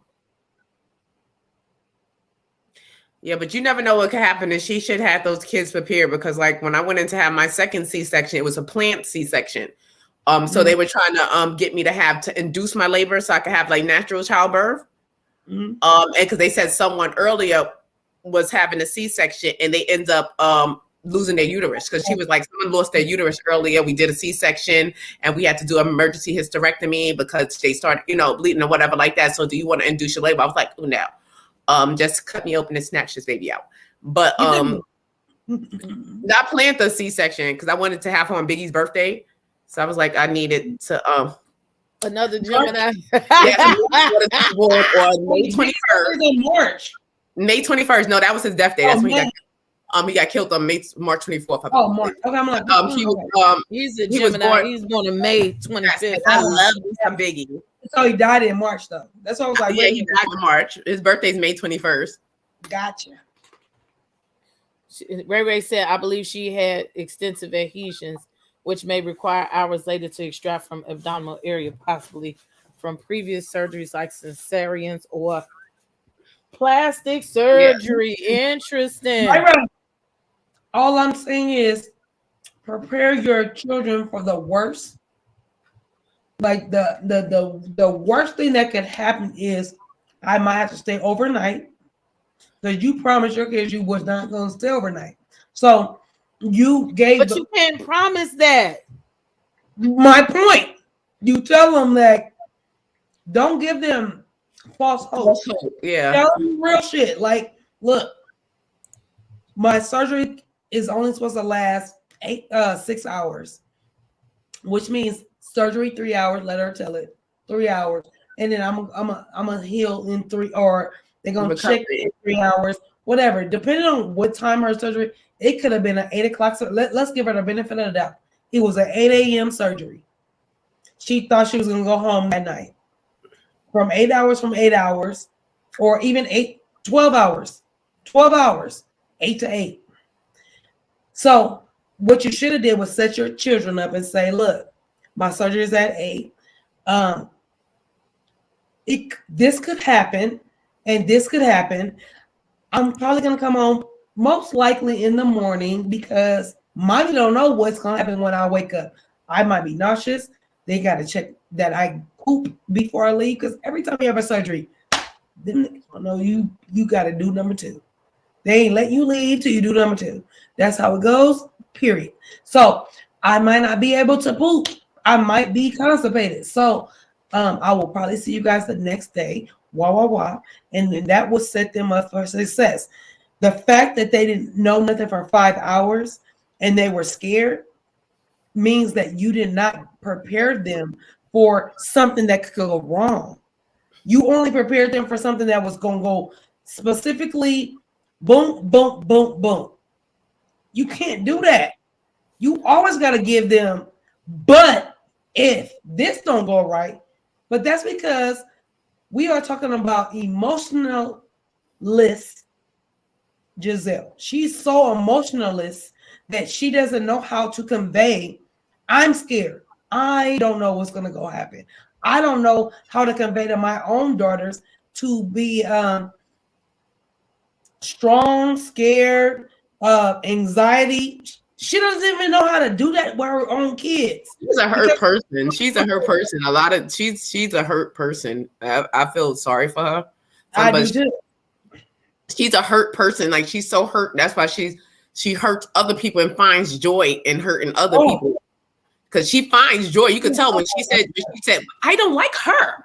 Like when you yeah, we can go into that. So nasty and so that was like so mean and nasty. I was like, oh my God. Like, how, even if you don't like you just put, I don't like her. Don't tell me that I don't like you. I ain't gonna tell you. That's bogus as hell. Okay, so I just looked it up. What Alicia is saying is a lap. I'm like, is that a laparotomy? There you have a let me say it correctly.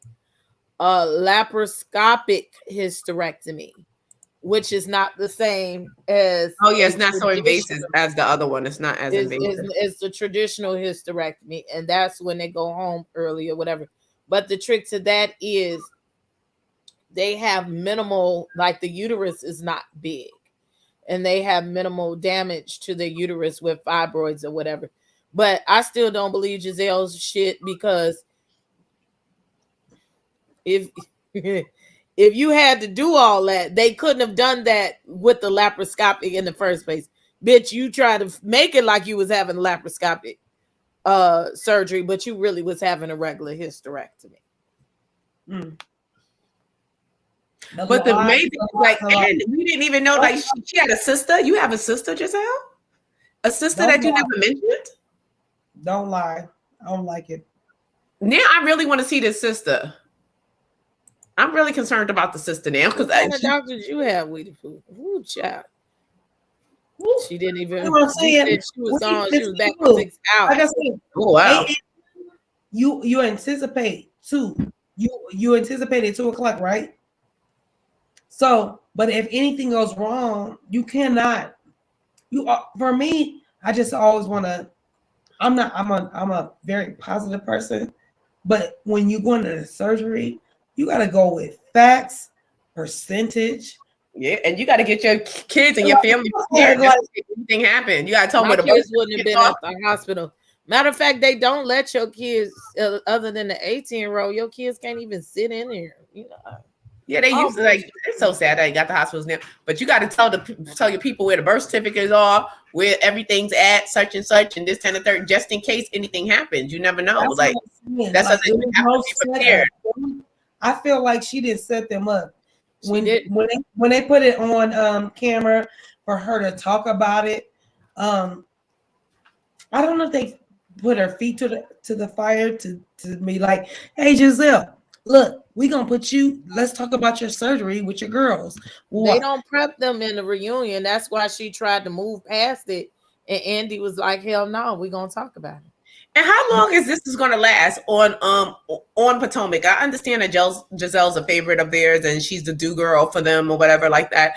But how long is this going to last with her just skating by? Like you're skating by, you're not showing any of your real life, and when you have real issues, you don't want to discuss them, but you want to discuss everyone else's relationship. And how long is this going to last? Because you're skating by with no storyline. You have no storyline whatsoever. And when you have a storyline, you and don't. sitting by Andy. As long as she's sitting next to Andy. She's steady And sitting next to Andy. And sitting next to Andy. And sitting next to Andy. Because hopefully Robin is gone. And Andy. if Robin is gone, I do want to see how she stands alone with no cheerleader, no sidekick. Oh, because what are you gonna do? Worse, even worse. Well, let's move forward because we're an hour and a half into the show. We got a little more time to go. Speaking of next season, so Andy tells her, so what happened to Steve? And she say, well, you know, Steve, he comes to town sometime, and I might break him off. I do secretly think that Giselle might have some hoe in him. And then, and I have a clip from Candace's IG that I haven't posted on Instagram yet. But I got a little video that I can sneak peek to you about her talking about that down home Giselle. Let me see. But she says they asked about Jason from the Winter House. I don't watch that show. I ain't even really paid attention to it. That young man, 34, she said, no, he asked me, can he come to town? Like she got some wop, you know what I'm saying? Girl, bye. And he's already, you done let this little boy meet your kids already, which I'm like, they had some questions for him. You know, I don't even know if I let my kids ask my man a question. I'm fucking them. No, you not. Whoever I choose is who I choose. Go ahead about your business. Okay. They asked her, what's the age difference? I don't know the math. Yes, you do, because you fucking them. Okay. You asked him how old he was before you started fucking him. So, I mean, they said, is he going to be on the show next year? I guess. You know it is, because you ain't going to be able to do nothing. They all on Instagram like they go together real good. I wonder if she did pull the Kenya and Walter and trying to pay this man so he can get another check. I'm just saying. They're probably doing it for each other because they're both Bravo affiliate and maybe Winter House. Who knows? I don't really watch Winter House, so I don't know if things are slow around there for him. But either way, it's no publicity, no bad publicity. And so if you're dating Giselle Bryant, wouldn't that be a little bit interesting? Like, how do you feel? Go ahead, Tamar. How do you feel dating this older woman? Like, what's going on? Like, you know, this older mean lady. It might be a deal. Yeah, that's the set. So maybe it works out for both of them. It sure does. Cutiee, you got something to say about it? No. Next. I'm sorry. It was just funny the way you said it. I know you doing something. Was you showing them thighs? Is you showing them thighs?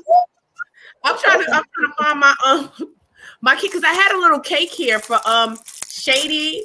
I want to sing happy birthday to him. But, the commercial. He didn't even show up. Well, I knew he might be out, Jack Daniels. I know he was out. You know, I know he was out. But I was like, I want to put a little candle in and tell him happy birthday. You want to blow your candles out. Let's talk about Wendy and this fight with her in Mia. No, I'm sorry. Before we get to the fight, we got to talk about the lounge part. with her and Peter. Now, they mentioned that Ashley and Candace tried to talk her out of doing business with Peter and opening up a lounge because they told her she didn't know what she was doing and she shouldn't have done it.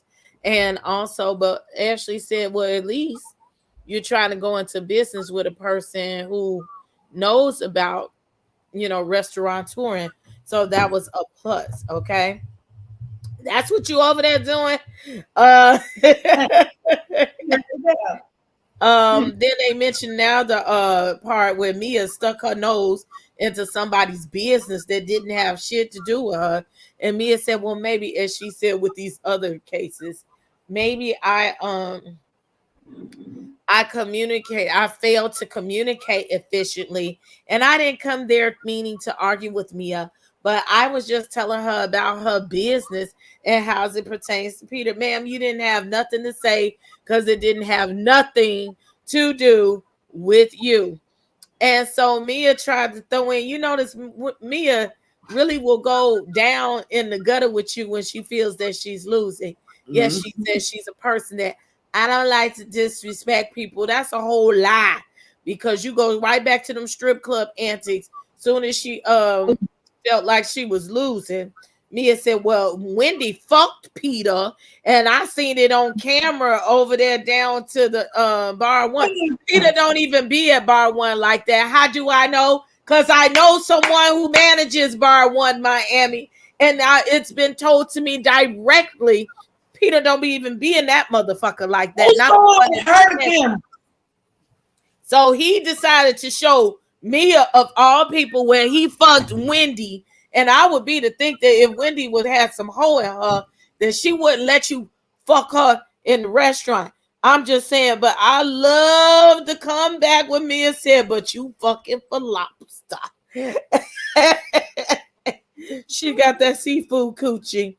So now we go into the part where they down to the fighting.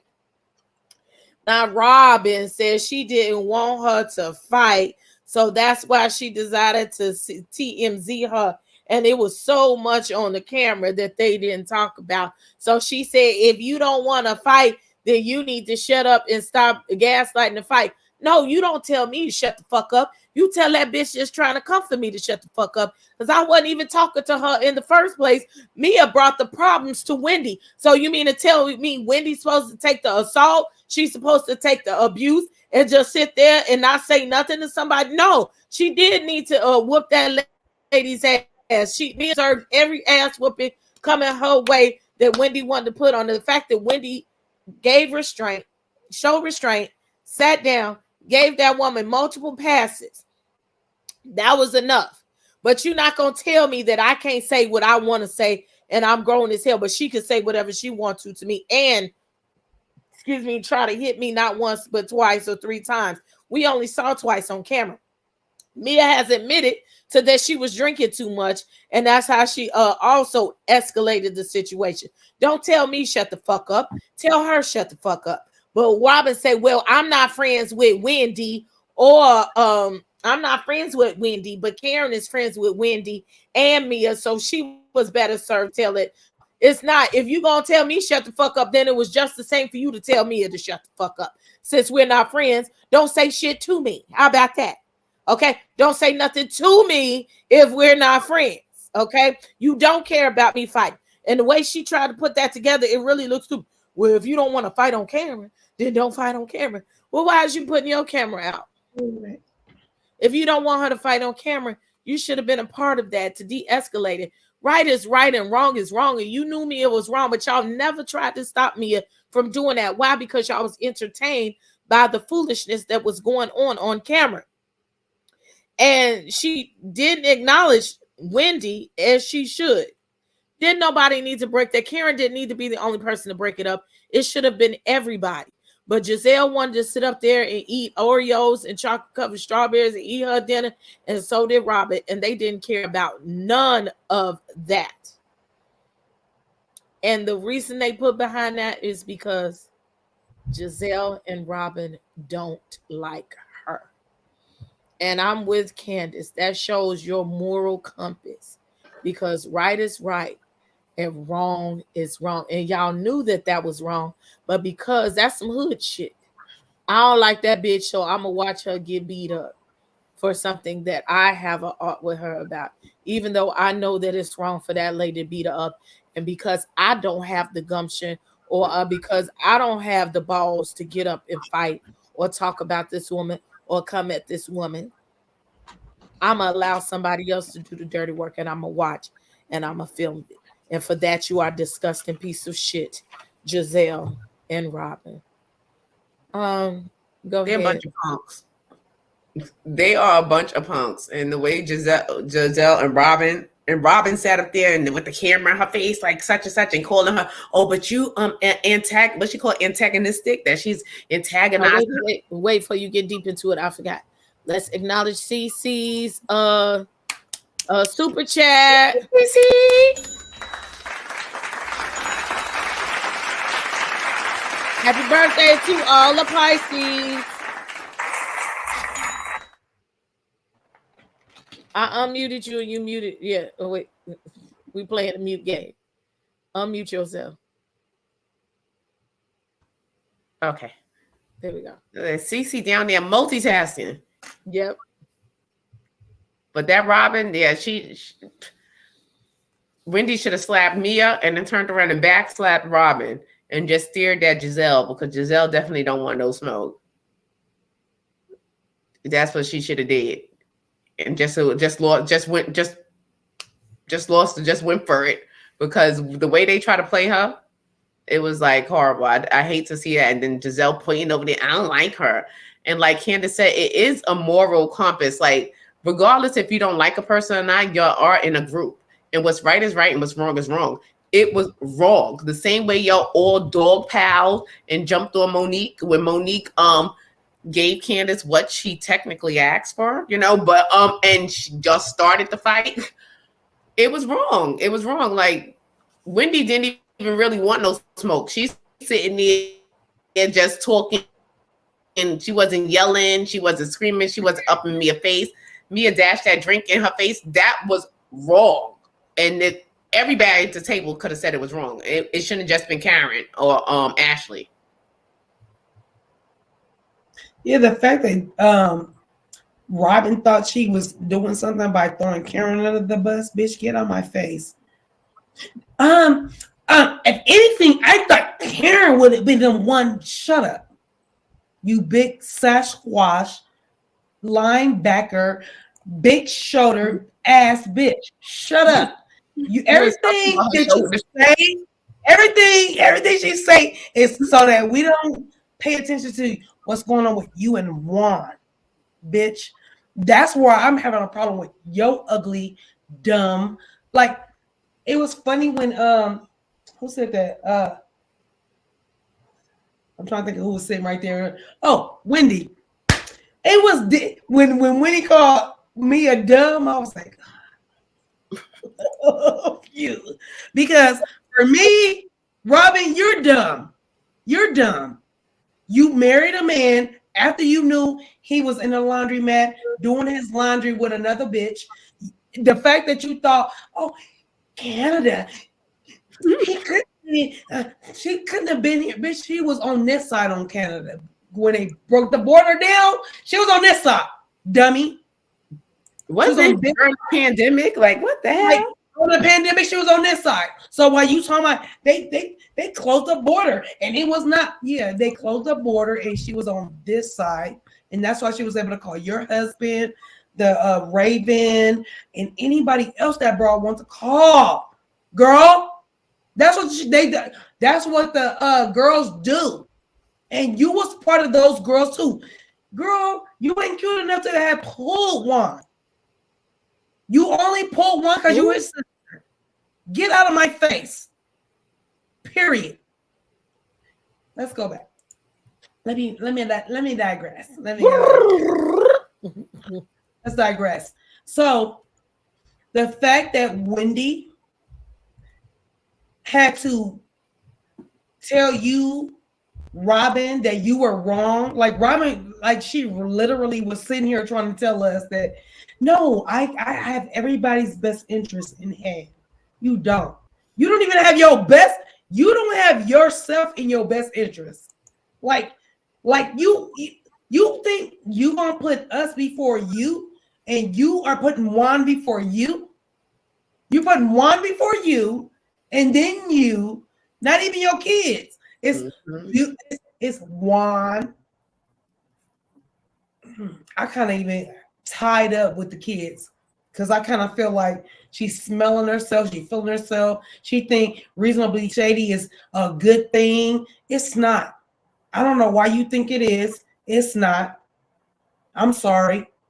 Because the fact that you even broke the story on reasonably shady, that wipes all that shit out the door. You thought that's cool. It's not. So yeah, Juan. I even feel like Giselle is before Juan, Giselle, then you, then the kids. So Robin, you to understand. I need her to understand that. Look, girl, all eyes on you. Tupac, all eyes are on you, and the fact that you don't know that you that we're all in cahoots, or not even cahoots, that we all understand that you are a problem child. You suck up behind Giselle. Candace has your number. You could have came to Candace at any time and said, Candace, what is this about the businesses? She knew damn well Candace was not talking to her. Mm-hmm. If you put out something on your IG about anybody, I don't care who it is, do you think I'm gonna be offensive to what you're putting out on somebody? I'm gonna be like, damn, I'm gonna put the emoji face. They was in the same damn building. You see what I'm saying? It's like, so for me, I'm like, you're not laughing with me. You're laughing at me. That's that feel. And I feel like, Robin, we all get it. You wasn't you pretty much be laughing at people. You don't only be laughing with. She don't be laughing with people. She laugh at people. And that is it's coming back around. It's gonna come back hard because she's a mean girl, and she's showing her colors is leaking out. Like Giselle colors is the true colors is just leaking out. And like she uses a mean girl against colorism, and we're gonna get to that. But she is using those two against each other. She's trying to. But she's not even the leader of the mean girls. Like I said, that's just light. Mean girl and colorism. That's light skin privilege. Yeah. Let's ride right on into it. And the first thing they talked about this colorism debate was Robin. And Robin definitely aggresses people often. She aggresses people, gets in people's face. She say fuck shit to people like they still tried to lie. Robin takes no accountability for shit. Nothing. Including when they asked her about her aggressing Wendy. We all heard the phone call. She asked Sharice, did you have to hold me back when did I walk up on Wendy? That was the question that was asked. Not did you need her to hold. Nobody ever needs anybody to hold them back. That was a lie anyway. Princess, that was a lie. She said, no. She said, no. I said, did I need to be held back? Did I need? No, bitch. Nobody ever needs to be held back. Oh, that irritated me. Go ahead. I'm sorry. That's not taking accountability that you was about to walk. And I'm like, Wendy, I don't know where you from, but you walk up on me and you stand up on me. I'm finna stand up too, because you're not finna pounce on me. Mm-hmm. It's a problem. You look like you're aggressing me. If you stand up and you stand up over there, I might raise up in my chair. But you took a few steps, ma'am, towards me. And you're not finna do this to me like no kid. Yeah, well, I'm saying, yeah, I'm looking up to you. Next thing you know, drink gonna be in my eye again. Well, that would have been the first like, like you be done smack me, and I'm no, ma'am. I'm raised up in my chair and I'm on high alert. So you were wrong, ma'am. Man, wasn't nothing that you had to say that you had to walk up on her about. You could have sat your fucking ass tampon and change ass over there where you was. Princess, because she told me to stand there 28 times. She told me to stand up 28 times. Bitch, I don't give a fuck if she told you to stand up 28 times. Don't stand up. That's when you.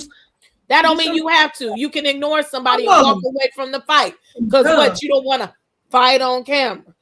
Stupid. Oh well, annoying. And I'm like with Uniboo. Okay, this colorism debate, and they had the dark girl to Robin does suffer from LSA. Brown skin. Candace not even dark to me. She's just brown. She's brown, but I do believe Robin suffers from a case of LSA. Light skin aggression. Light skin. It's light skin aggression. Because like a lot of people it is a lot of colorism because some people. I think colorism works both ways. When Candace read that definition, it needs to be switched and updated because colorism is colorism, whether it's against lighter skinned people or darker skin. It can be both ways. It can be both ways because a lot of times light skinned girls walk into a thing automatically. Oh my God, this girl thinks she's all that. So you don't even know her. You just look at it and just assume things, and people want to fight. And that's why I said don't underestimate the light skinned bitch. Them light skinned bitches. They know how to fight because they've been fighting all their damn life because they've been accosted. We've been women. I've been women. No, but I'm telling you, because a lot of light skin, like the light skinned guys with the light eyes, they crazy because they've been getting thing all their life. Because a lot of the time they've been beat up all their life. Oh, look at you, you high yellow. I've been called bananas, light bulbs, half whitey, light bright, damn near white. You know what I'm saying? Like you get called these names. Oh, brown skin girls, my complexion or darker, they coming in. You think you all that because you light skin, and it is like a certain privilege that you get with light skin. And I'm glad Ashley admitted that. You know what I mean? It is a certain privilege, and like people just this is the world we live in. We can't help. Princess. Sorry, to cut you off, Mase. Princess, you've been accused of being light brown too. Like that light skin brown, and you think you all that because you light skin, brown skin? When I was younger, I didn't have that because I was brown. Like my mother is high yellow, so we look alike, but she's yellow, and it's white in my family in my downline. So colorism is my mama. Whoo. Colorism but this is definitely a lot of black people. I didn't get this side of it. Wrong, but it's the world we live in. Like the first time when you have a baby, what happened in black families? Come on now. When you have a baby in black families, they look at your ears to see how dark you're gonna be. Before the baby even get home from the hospital. On the nail bed. You on the phone, I just had the baby. What colors is his? And you be like, the tip? No, look right here. Not the tip. You gotta get the gristle right here. Because this is the card that shows the color. And then look at the nail bed. They too dark. It's colored. This is stuff. This comes from slavery. It's embedded in us. Like black people, like this is the same. Why we have the problem. Like a lot of blacks, they have the thing. We take issues with the half whites, like the half white ones, the mixies. I call them the mixies. Like we need a president for the blacks. We need a president for the mixed delegation. We need a president for every delegation because like a lot of mixed people, and it'd be like the mixed people that be the half Black Panthers, they take me out. They be the half Black Panthers. They will fight for your rights, and it'd be the mixed ones that be ready to industry. It'd be that Karen spirit that's in them that be like. Me trying to get in the industry at a young age, a lot of times I couldn't get gigs because, I was always chesty, which was a problem. Oh, yeah, because I didn't have no weight. But I was never light-skinned enough for a lot of, they like racially ambiguous looking girls or really, really light girls most of the time. Dark-skinned girls weren't in like that, like they are now. They weren't accepted like that. Yeah, and so I've never thought of myself as lighter skinned because I was never accepted as lighter skinned. Let's take a pause for the cause and recognize this super chat. Alicia, we are happy to have you here. Thank you so much for the compliment. Thank you, Alicia. So I just, and Giselle irritated the shit out of me because she didn't want to have a conversation. She didn't want to acknowledge her faults and her colorism and being racist. She was silent. that. I'm ready to get to the mess. And isn't her father like a civil rights activist? That's it. But I was so vapid. People don't understand. Like, this is why a lot of us blacks because we don't have a cohesive look. We can come light, bright, and we could come dark as night, and we don't have a cohesive look. It's not like we have one. Like any of us, we come out. Some people come out looking. Oh, you got Chinese in your family. You got You need a cohesive look. I think it should have been a whole nother show for colorism. It should have been, and it should have been a separate. I don't think Andy should have even been in the room when I don't think he should have been in the room when this happened. He acknowledged. He was like, I ain't finna say. Yeah, he said at least he did acknowledge and say that he's not going to speak about it, whatever, which he shouldn't have. But it is an issue it's a hot button issue, but it needs to be discussed across everywhere, because this is something that us as black people are living with and suffering with. Like, people grow up like my grandmother. Oh wait, if you bring somebody black home, like you don't want to have no babies, Bob. Don't have no black baby. You don't want no black ass baby. And that's what she had, like, and it's something they were doing to protect their children, like to protect, because they figured you have a better life. If you're lighter skinned, the more fairer you are, you'll have. My grandmother calls it fair skin. Like, the more fairer you are, you'll have a better life. You don't need to be wrapped up with no dark skinned man. Don't have, like, she'll tell, like, from a kid, don't have no dark skinned man. Don't want no black baby, because you want a black baby and you want your baby to be thing for the rest. And these are what people, and then you stand, because you have dark skinned people in your family. You have things, but with this person telling you this, like, so you just like, but it's something that's embedded in them. And it's just the world. It's crazy because me and my sister, well, I have six sisters, and not the next oldest, but the next oldest after I'm the oldest, then it's the next oldest, and then the next oldest after that. My sister always was like, I'm gonna find the darkest man to have a baby with, because I want my babies to be brown skinned, because we were so light skinned, and people always gave us it. It wasn't like people be like, oh, light skin is so privileged. It's not. We still get the bad rap that you think we better than others. No, you think we better than others because you're the one that's portraying it on me. I don't think I'm better than you because I'm light skinned. You say that because you are inferior to light skin, and that's on you. But because of what was taught by whomever was your ancestor, your grandmother, your great grandmother, whatever they instilled, like Mase just said, her grandparents wanted you to find a fairer person so that the life would be easier in her eyes, because what she saw in those times was fair skinned, light skinned women or men were treated better because they were closer to white bread. But as a light skinned woman, and as a light skinned person, and as a light skinned person with sisters, I have 6 sisters. We almost all had children.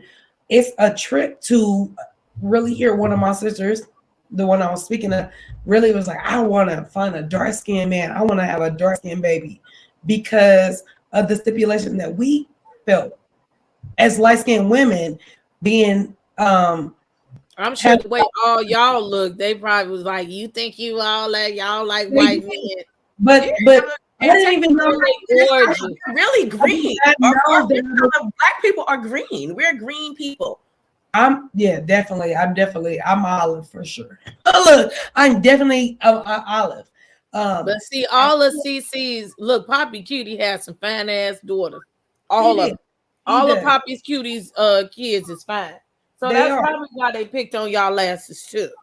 That too, but I'm saying that to say, like, even with us being light skinned, you see how all I'm saying is the flip side of that is with Mase grandmother. It's not a cakewalk like people would think. Like, people think like, because they think colorism, because they got mad at the girl Megan James because she said colorism is not only for dark skinned women. Like, it's not only colorism, it's colorism is a thing. Right. You have colorism. Colorism is being prejudiced against your own race due to color. So it could be light skin, dark skin. It could be a dark skin, because I know a lot of dark skin women that get out there and talk about the light skin. Light skin bitches, you think you're cute, touch, and then like what?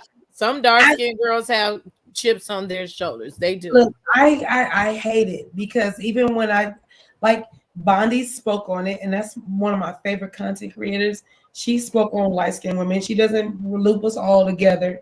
And then she talks about brown skin, her golden brown skin.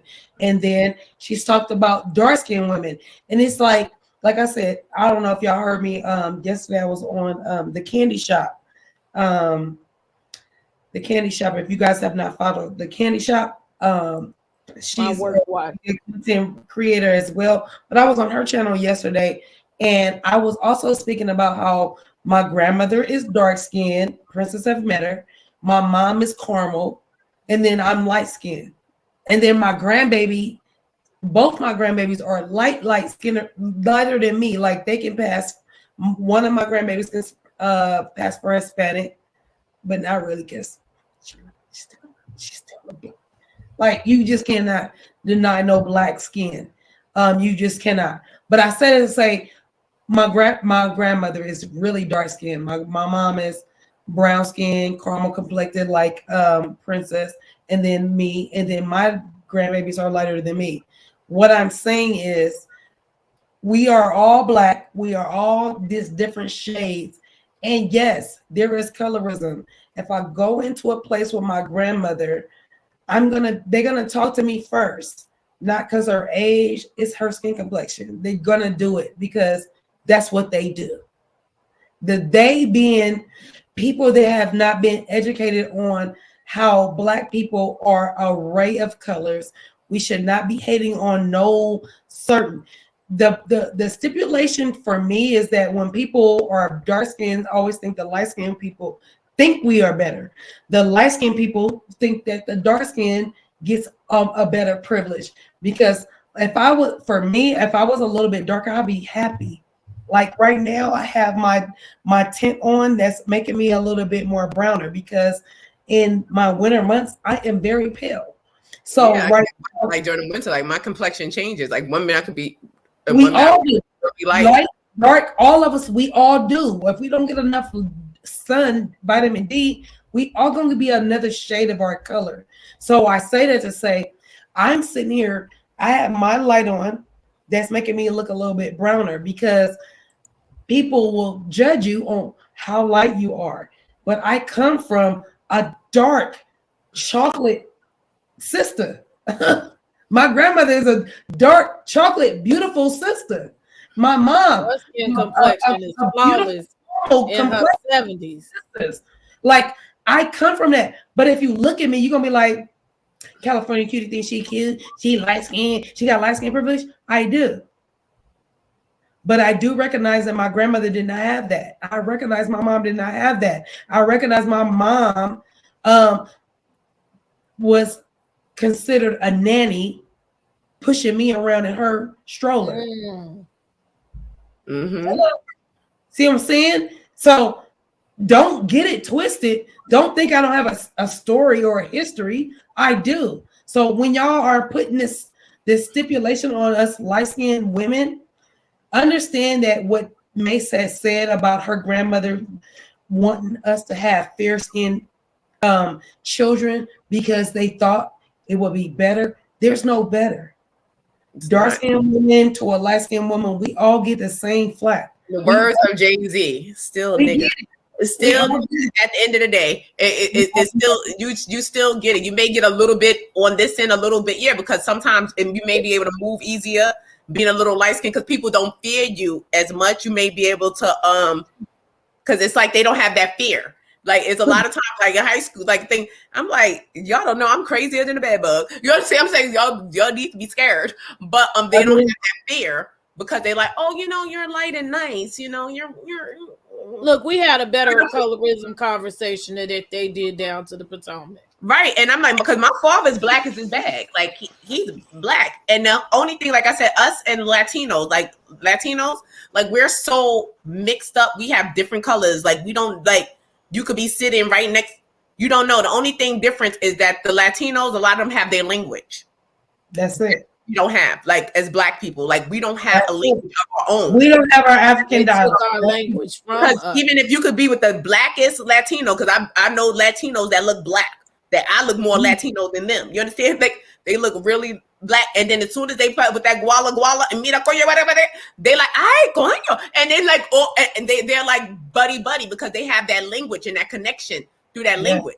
To whereas black people like us, we don't have that language collection. We done lost our. We don't even have that anymore. We don't click our tongue. We don't have our language. Everything was taken from us. So we're in constant search of something. We're always, as black people, they destroyed us. Like what they did to us is horrible because they destroyed generations and generations and generations. We have like dirt and filth that's in us, that's on our DNA that we can never erase. Like, no, we haven't been personally through slavery, like people of our generation. It's modern day slavery. This is in our DNA. It's embedded in us. Like it to where this won't ever change. This is the world. We have decided, well, everybody doesn't know. I've been tracing my ancestry. Oh. And I found siblings, and because matter of fact, I had someone text me like yesterday, and it was a friend from school, did the ancestry test, and I popped up on his timeline as a distant cousin. And he was like, yo, what up, cuz? He was like, I'm laughing, but very serious. And sent me the screenshot of that we shared 1% or whatever percent DNA between each other. And it's like, wow. So I've come to conclusion, and a cousin of mine come to a conclusion that we have so many secrets. I can't even find uncles. Like that's how much a hard time is so vast that this thing is. My mindset, even about my blackness, has changed since I've been doing this search. I thought I started it 10 years ago, but I did nothing. That I fast forward to now. Our auntie was helping me. She was telling me things, and I kept saying, 10 years I've been trying to do a family reunion, and I'm determined now. Like I'm like, I don't care if it's 3 people. We going to see where we come from, right? But doing all this ancestry, and like on my dad's side, I've gotten all the way up to my great-great-grandfather. And I finally realized how we got our last names. I'm stuck right where he is, and I'm not giving up to see as a father, sister, and brothers. He was wheeled out to the last slave owner. He did live to be free, but he was born a slave. But when he was wheeled out, he had no last name. And so he took the slave over on his last name, as many other slaves. Like that really changed my mindset on a lot of things. How we don't even have a name. No, but they destroyed us. But as black people, like, we're gods. Do you understand who we are as black? Because you think they just hate us because we're a different color? They don't just hate us because we're a different color. They know our history. They know our history and what we are, and they are afraid. They are afraid that if we start mass awakening and masses, that we can change the whole trajectory of this planet. Like a lot of stuff is going on right now that they're not letting us know about, and they're not paying attention to. Like Egypt was here. Egypt was in America first. Like this was Egypt, and like we were already here. Not all of us was born over here from Africa. Like we were already here. Like if you go to the Grand Canyon, they'll find Egyptian tribes and in the bottom of the canyon. When Christopher Columbus got here, we were already here. Who do you think he saw?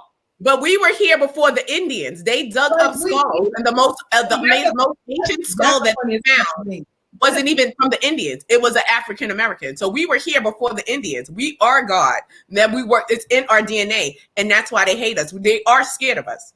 They are scared of us because they know what and who we are.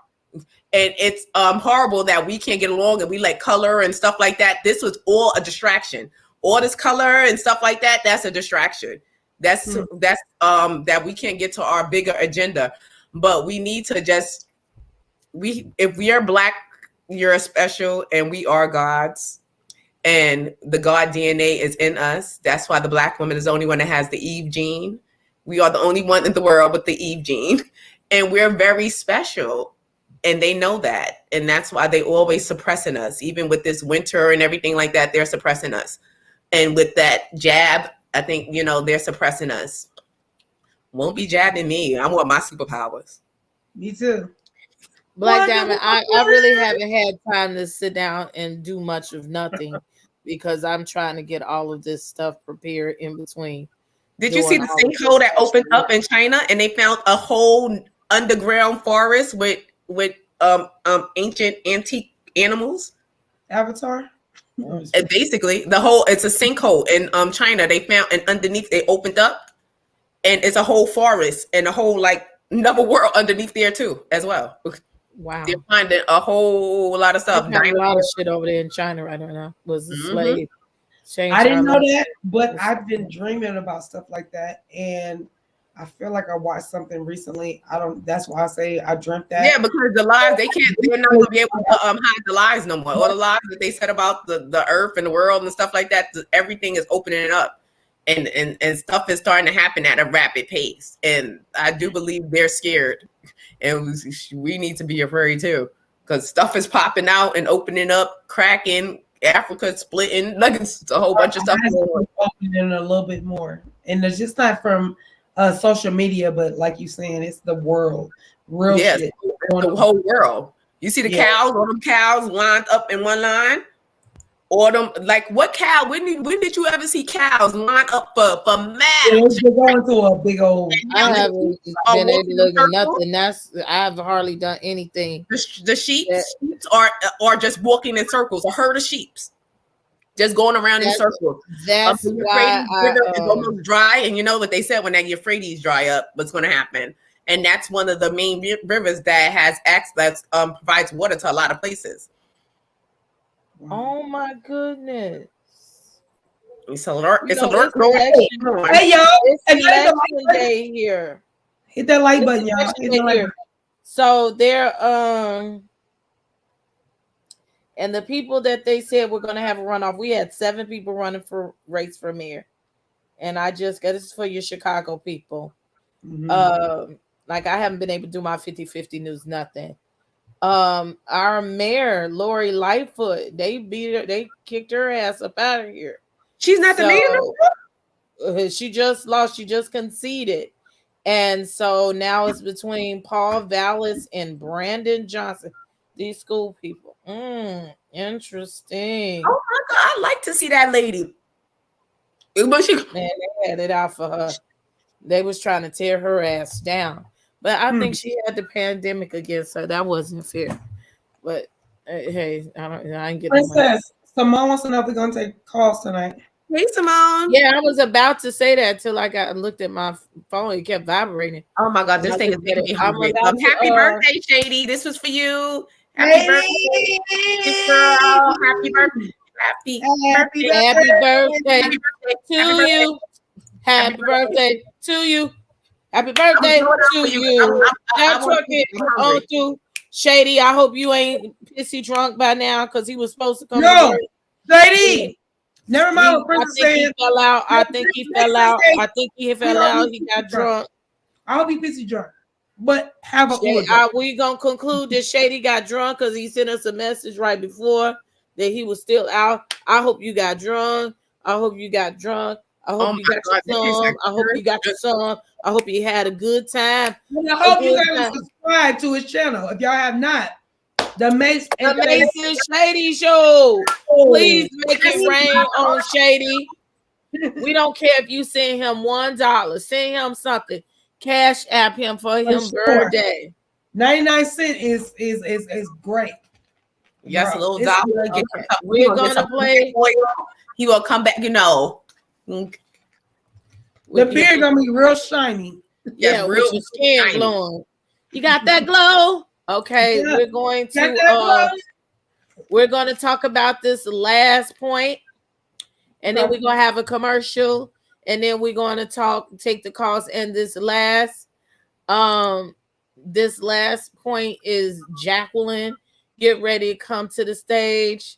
Like, look, first of all, you are not friends. I said that in a last show. Y'all are not friends. Anytime you sit up there and you throw a brick, if I got to throw a brick at your ass, I don't like you and I don't fuck with you. Okay? All of this fighting, and y'all was not friends. You was coochie friends. Okay? You sit up there looking up the light bulb with, like, the flashlight up the girl coochie.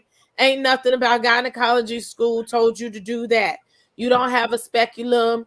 You don't have anything to take any tissue. What is you looking for? You don't know what you're looking for, ma'am, other than to look to lick it. Okay? As we said before, that's what you came here for. That's it, ma'am. So it's some bullshit in the game. Y'all was not friends. And it's really fucked up that both of them came to the table. I wish I had a little box. Well, I got some boxes here, but that ain't the one. You come to the table. Oh, bitch, you got something to say about me? Let me open this box. Is you ready? Is you really ready? Well, I got my paperwork here. Girl, I took a thing. I took a note from Monique and let me get my shit ready and get my problems. Y'all is not friends. Y'all was not friends. The fact that you came prepared to come back at this woman and knowing good and goddamn well that you did that lady wrong, and you still in hopes that maybe when you get ready to call her your friend, bitch, you a piece of shit for that. And I am team Mia all day, but that shit was horrible and it was low down. Just the start of that was low down. Mase. That just turned me off. Between her throwing that drink in Wendy's face and her acting like that towards her friend, Mia just turned me off. And like you said, how you sitting there prepared with a box when you did this woman wrong? Like, if anything, let her come with her folder or whatever, because you did her wrong. And you're gonna sit up there and talk about you got Pandora's box. Like, girl, like, stop. You over there licking Pandora's box. Oh. Just stop. Like, you strip, you have sex for lobsters, allegedly. Like we don't want to hear nothing. For lobsters. I should make a shirt. We'll fuck for lobsters. Right, two. A wolf for 2 lobsters, and not just one. I want 2. I want 2 tails. Steak and lobster. Right. You fuck for lobster. They're just ridiculous. Like, these two, like, you are not her friend. Like, you was not her friend. I ain't see your ass out the garden in a minute. Her lips just be sliding all over. I be trying to catch up with her lips. Like, where's her lips go? Like, they just be sliding one over here. I'm like, God damn, Mia, lips just sliding all over the place. But no, I don't. That Mia, I don't. I don't like the way she moves. I don't like people that move like that. That, like, you are capable of anything. You are just not trusted. Yes, we're not friends. We are not friends at all. I'll hurt you. And I understand why Wendy was crying. I agree with Saki. Wendy, when I get real upset, I get quiet. And then I don't like to fight. But then if I got all this anxiety, either if I beat your ass and I want to beat your ass and I can't beat your ass, I might start crying. Okay? I might start crying. Yeah, because that's like a buildup. You just don't know what to do. You're in a dangerous area. Yeah, because like even Wendy said, like, it's not. I believe Wendy would have wore Mia behind out, but Wendy is just more of a lady and more of a professional than me, because I would have just had to wore Mia and her lips out. But I think Jacqueline could do it. Like, somebody needs to get up and slap Mia, because Mia is dead wrong. Like, you don't do that to your friends, and like somebody who you called a friend and used to live with this person, her mother forces you, and this is what you do. You bring her down here to these ladies to do that to her. You dead wrong. You dead wrong. You could have did that to her at home for that. Look, this is God's confirmation. Do you see this? Is the wig? Is that a wig? If so, your channel. Where's your channel so I can learn some things before my Europe trip? At the beginning of the show, I told Mase, I said she needs to do some wig maintenance tutorials. But I put some up on my channel. I put like I think 2 videos up of how I redid like some synthetic wigs. I redo the synthetic wigs. I think a synthetic wig is better than a human one any day. For sure. It is. Because the human one, once it's done, is a wrap. The synthetic one, you could keep going and going and going for a while. You could hot water curl it and change it, straighten it, flat iron it. But I put mine's is Mase, the Mase Marow show. That's my personal YouTube channel. I'm gonna have to change the links on the bottom so everybody, because y'all done changed some things there. The biggest lie is always making it to North Carolina. Dr. J a little bit behind. Excuse me. Is this thing opening? Okay. I don't have. Can I get my book? Can I get my the box? My box. Let me get my Betty Boo. It's my Betty Boo. Right there. Let me. So my ring light is not doing too much. I got stuff in the way. Oh, that's cute. Yeah. It is. It's my box. Where my papers in? You got the evidence? I got the evidence. Got the evidence. Exhibit A, B, C, and D. Damn it. So let me pull out this one.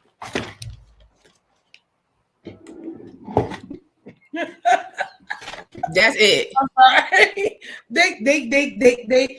The BFFs are killing me right now with their boxes. And oh wait, I got the evidence. I have the evidence. I'm like, y'all. Or Mia's gonna pull out some damn past due bills. There's not gonna be nothing.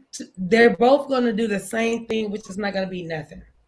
Y'all have so much history with one another that no matter what y'all try to pull out, it's not gonna be worth nothing. It's gonna be worth a poop. It's gonna be worth a whole poop. Cause nobody can do it how Monique did it the first time. Like you I don't care how big your box gonna be, how bedazzled your box gonna be. Nothing that y'all pull out your boxes is gonna do nothing. Y'all have too much history with one another. You know what I mean? So it's like, let me one up you. And we all know that Mia's a liar. So it doesn't take much for her bestie to take Mia out. Mia is such a joke to us. I don't know. I don't know if y'all remember when our brother So Dead was always talking about she the boss. The boss. She's a boss. She is. I mean, she got other things, but I'm disappointed in her. She's the boss of past due bills. Mia is not about anything but a bull mess and bullshit. And that's the only, because you cannot come back from that, Mia. Everybody's side-eyeing the crap out of you because this was your friend. And for you to get her around these ladies and out of the state to act the way you did to someone who you call a friend and you call a sister, someone who you shower with, someone who you took the light to her vagina. Like, this is, how could you? Like, you were just checking in her vagina. Now you checking her? No, I can't. Not shower with. You went from checking in her vagina to checking her. For real. This is, and she wasn't even, it was no cause for her to be checked. Why would you do that to your friend, Mia? I don't like that. You don't treat somebody like that. I don't like her either. Especially when you know her position. You knew that girl and was probably going through whatever she was going through. And as a friend, you're gonna say she's sleeping with married men. Maybe she was sleeping with married men to put food on her table. Maybe she was sleeping with married men to pay her rent. And for you to say that about that girl, and that's supposed to be your friend, like, Mia, your lips are just not to be trusted. Yeah, no, at all. Okay, let's go to commercial and let's talk to some people. Let's do it. 1, 2, 3. Where's the commercials? Let's do the money commercial. I be in the bush. I be in the bushes.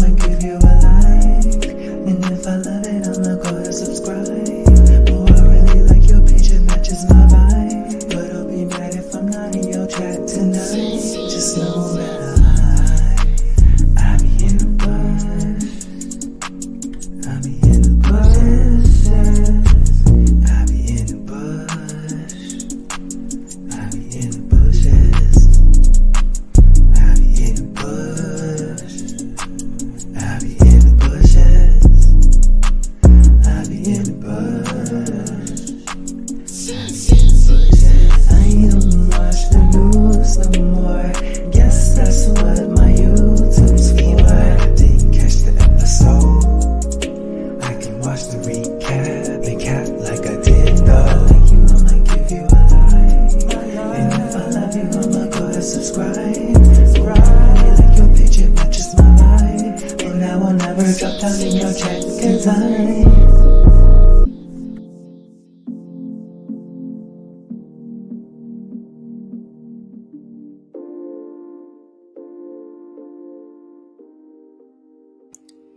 Thank you, Haki Mikey.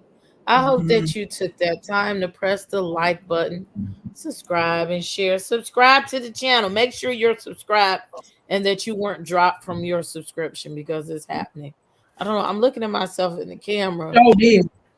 and my eyes look red. It dropped you from subscription? Oh, your everybody's subscription. I was like, wait a minute. Ooh, YouTube is I getting need, Yeah, I Rich, found some significant drops. I was like, what the hell is going on yeah, here? yeah, no. Y'all make sure you guys get your subscriptions up. Even if you subscribe and it's $1.99, if you subscribe it's $4.99 a month. Content that you guys get from your content creators, like I'm a content creator and I still subscribe to my content creators. Like, Yeah, I like subscriptions is very important. it's Even really if you don't important. join, just a subscription. I subscribe. If they have a join button, I join, even if it's the lowest one, because like it's not a recession, but shit is going up. Shit It helped. And I listen, was gonna have a whole nother conversation about like and I'll probably do on the next live or whatever I do about benevolence. I love everybody comes to my channel, but it's join some people give the false narrative about content creators cleaning up on the channels, and I'll say this over and over again. That's not true. I'm monetized. I don't have enough viewership for those type of videos. I only have like one or two videos, and that was when I'm talking about mess that I have 20,000-30,000 hits. You have to have those type of hits to really be making any type of money, and that's like $20 off of a video.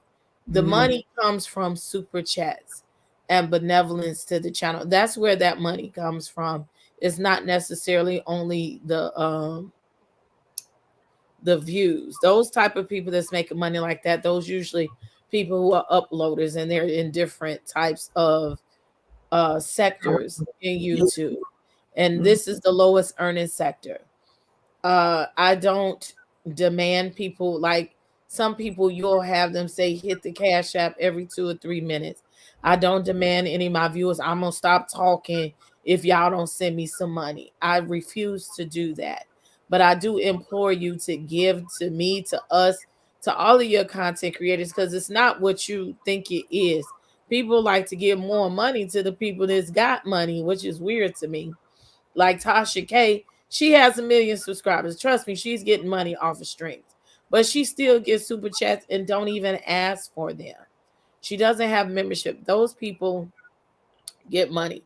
Yes, they do take a part of super chats. That's why a lot of people prefer cash apps. They take 30% of my money. So if you give me $10, I only get 7, which is, I'm not going to say only.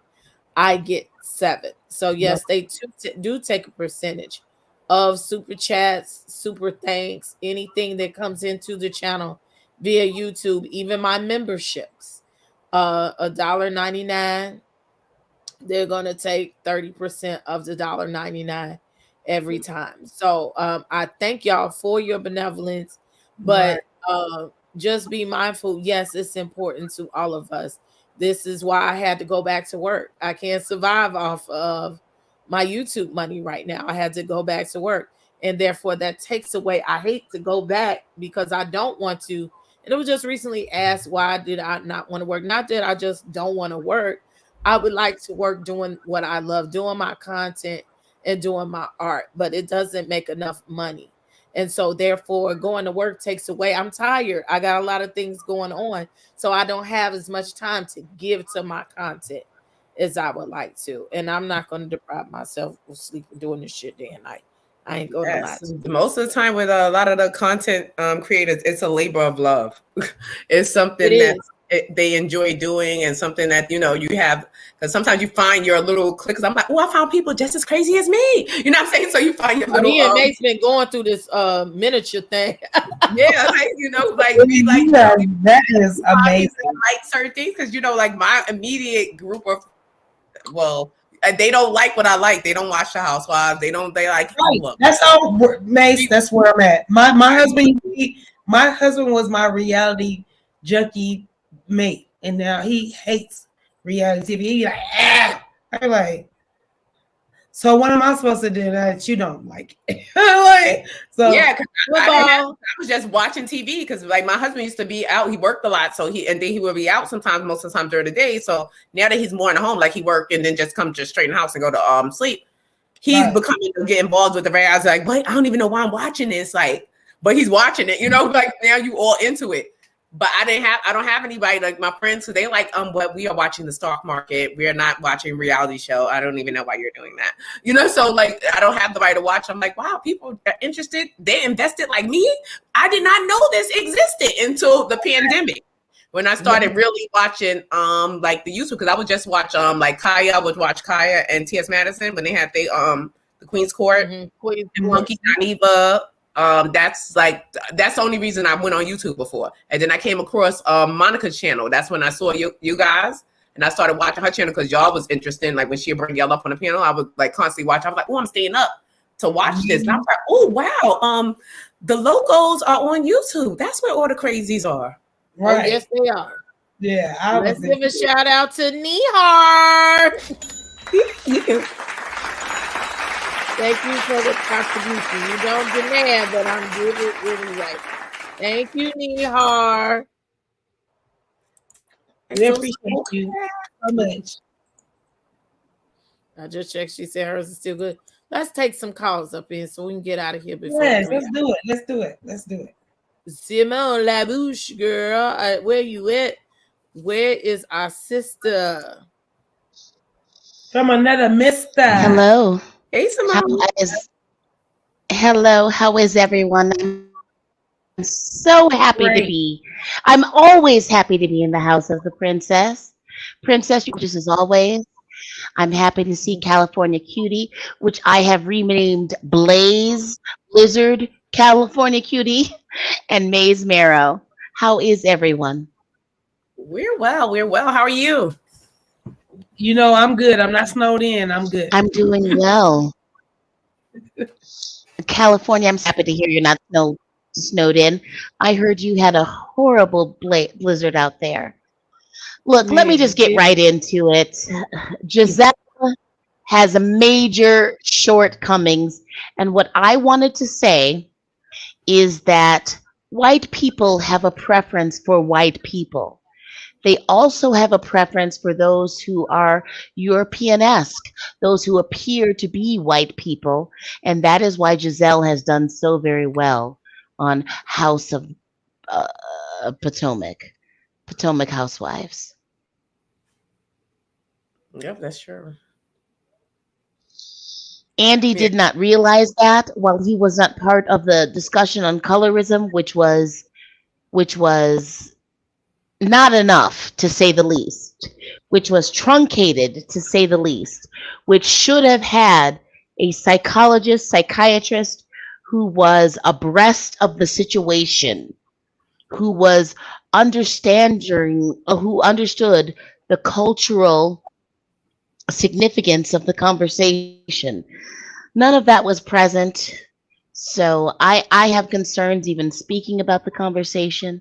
But Andy, he has work to do. Bravo, they have work to do. All of the contestants, they have work to do. Yeah, they do. And also because I forgot real quick when Candace was saying that she was, for crying and stuff like that, I understood what she was saying, and they was trying to act dumb around her, like no one understood what she was saying. Like as a darker skinned woman, when she's crying all the time and she's emotional, we may laugh at her, and a lot of times we be like, "Oh my God, get over it! Look at her cry, baby," whatever.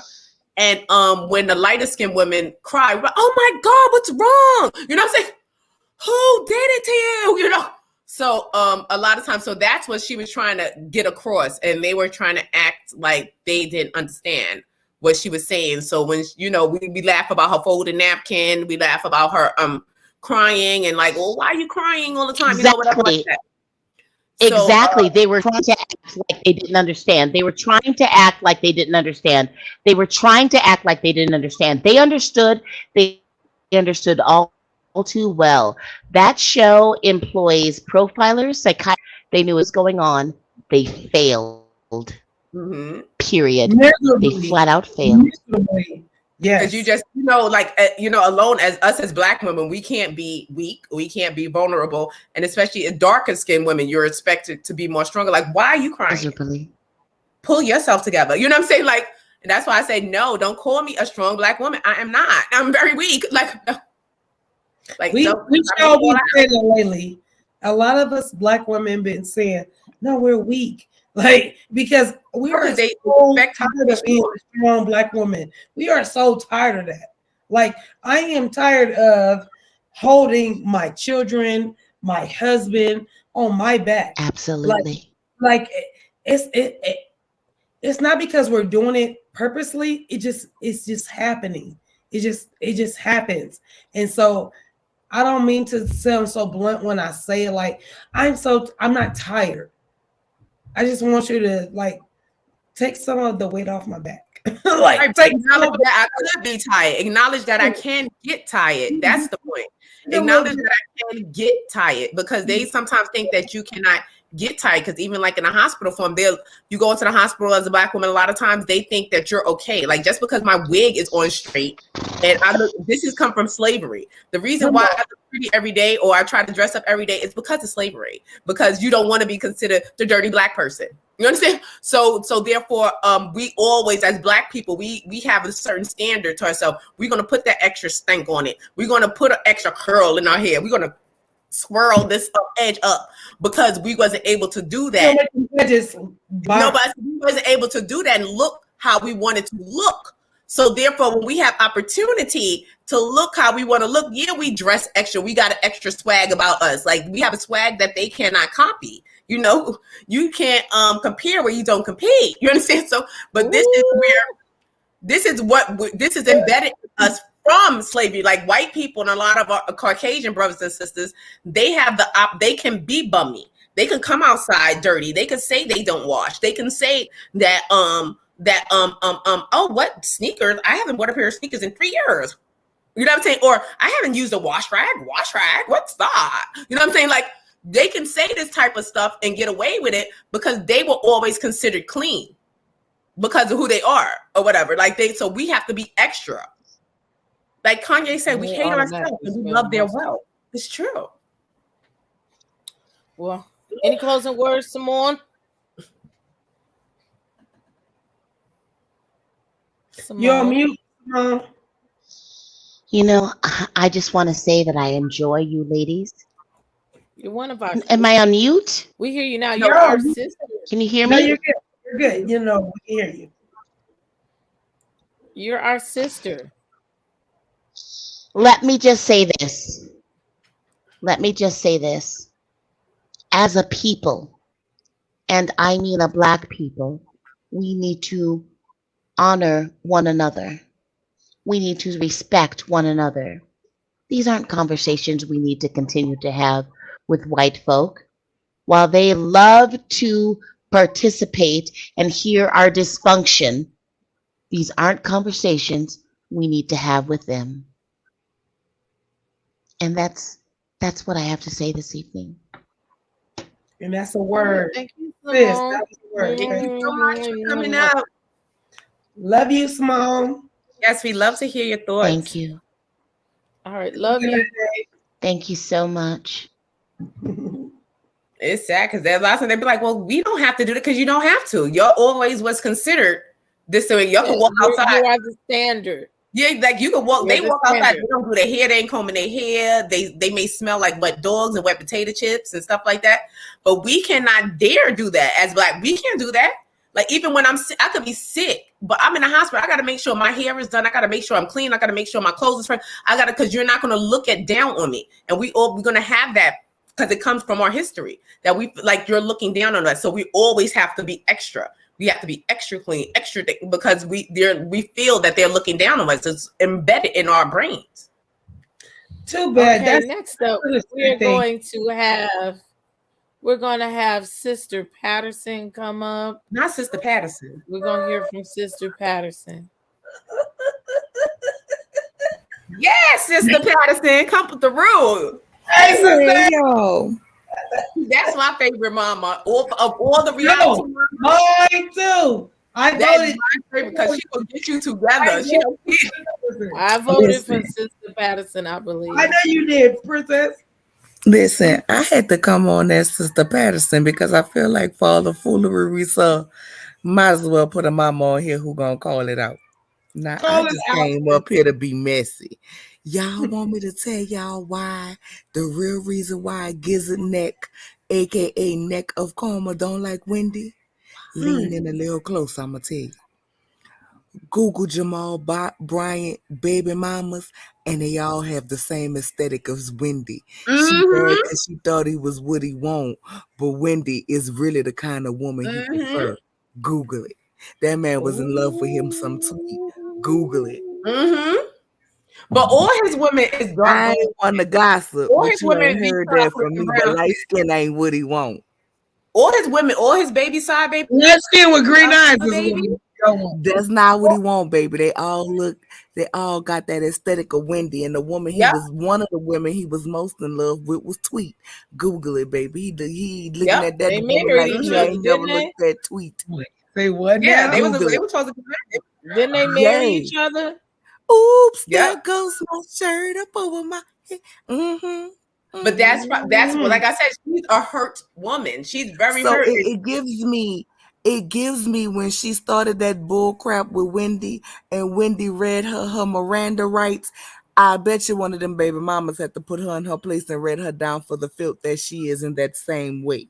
See, the problem is you want to feel like you are better than Wendy, and you are holding against Wendy that she told you off because she defended the love of her life, a man who loves her completely and wholly, something that you'll never understand and you'll never experience because of the ugliness on the inside of you. See, you don't understand that, number one. Number two, you don't get to like, I don't like you as if that is supposed to mean a hill of high beams to me.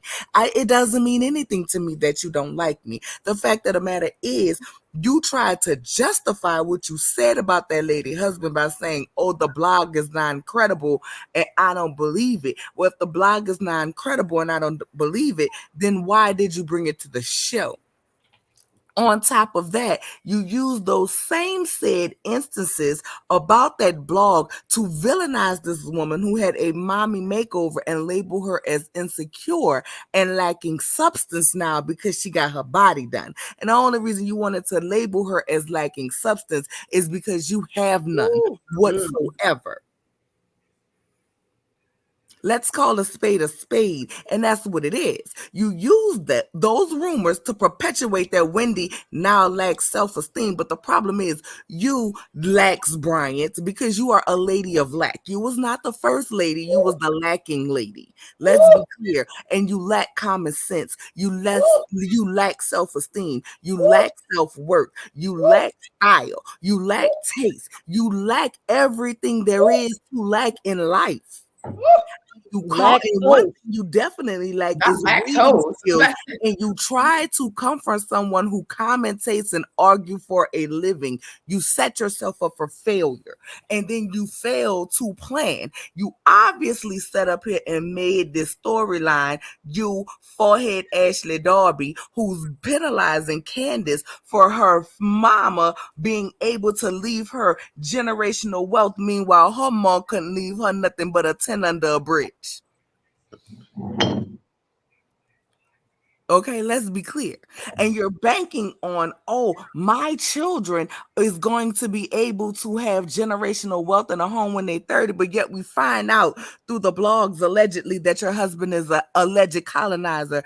in Somalia by taking those people land. So you better hope he does not actually get prosecuted for those alleged war crimes, because if he does, then he has to pay reparations, which takes away from what your children would get. But why is it okay for your half white sons to have generational wealth and not Candace to have generational wealth, but you're not a colorist?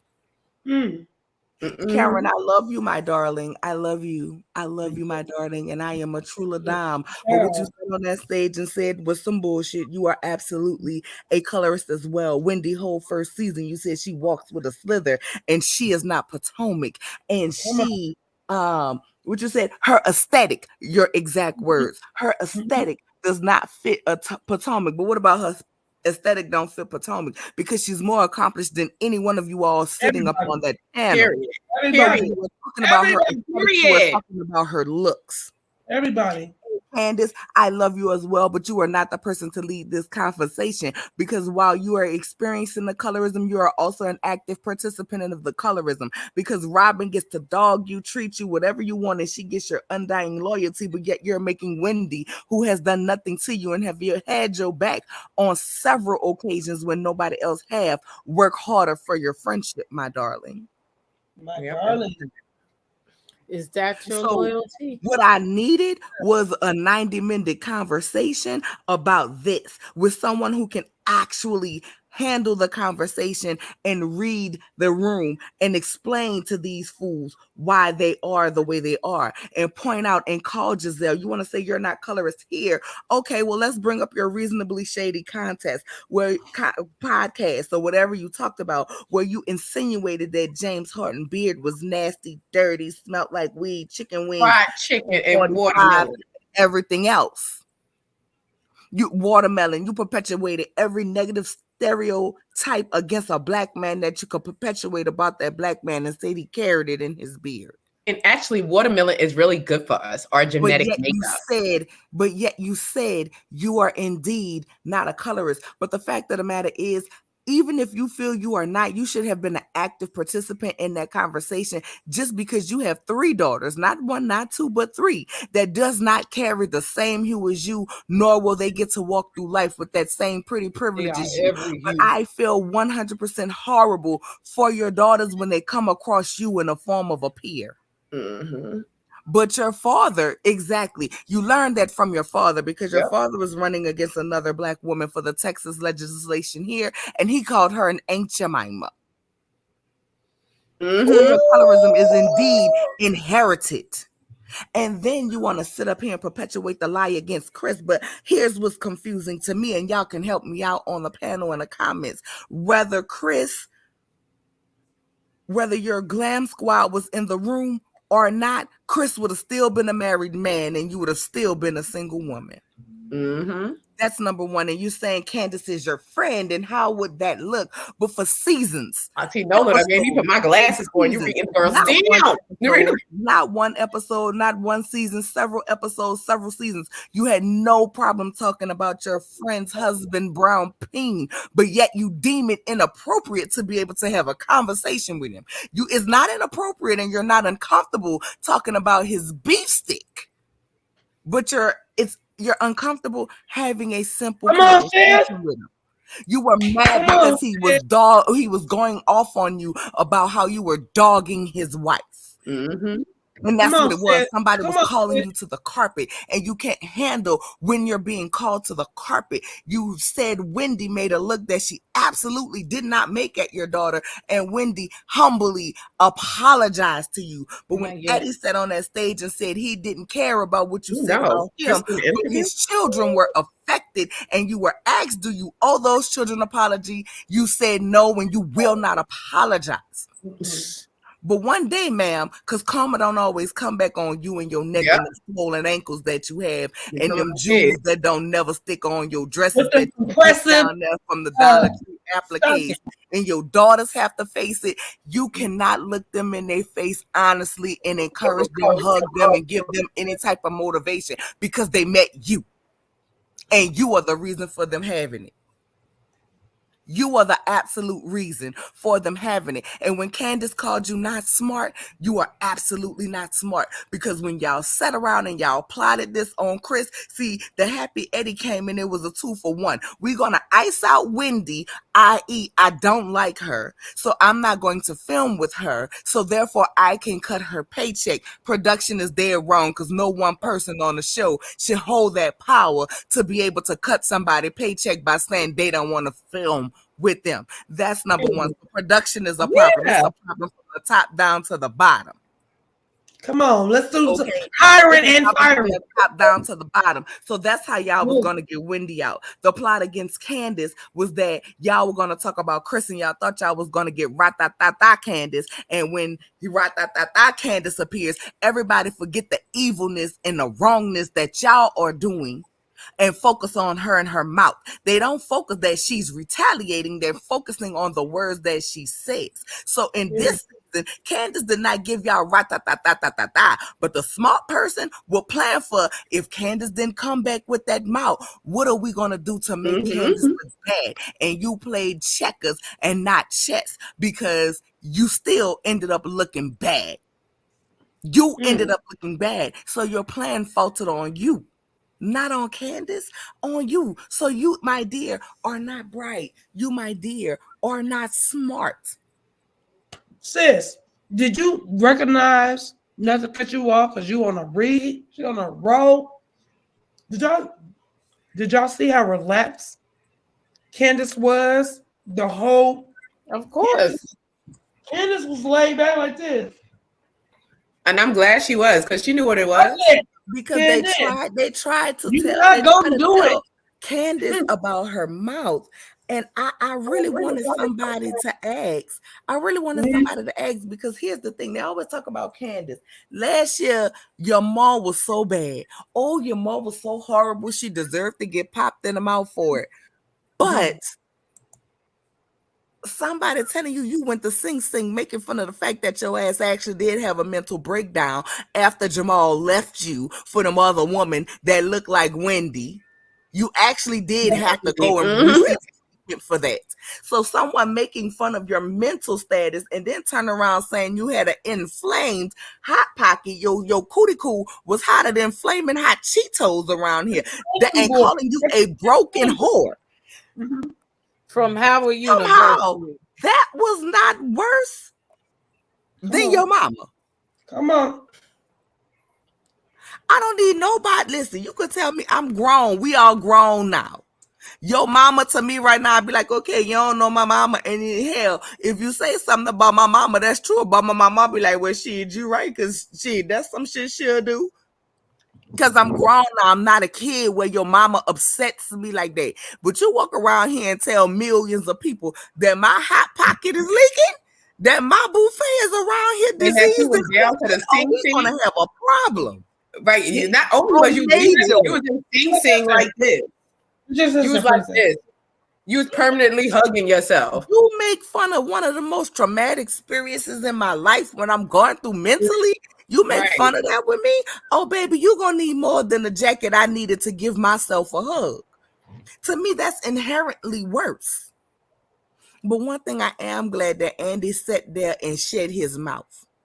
Because that wasn't a conversation for him to have.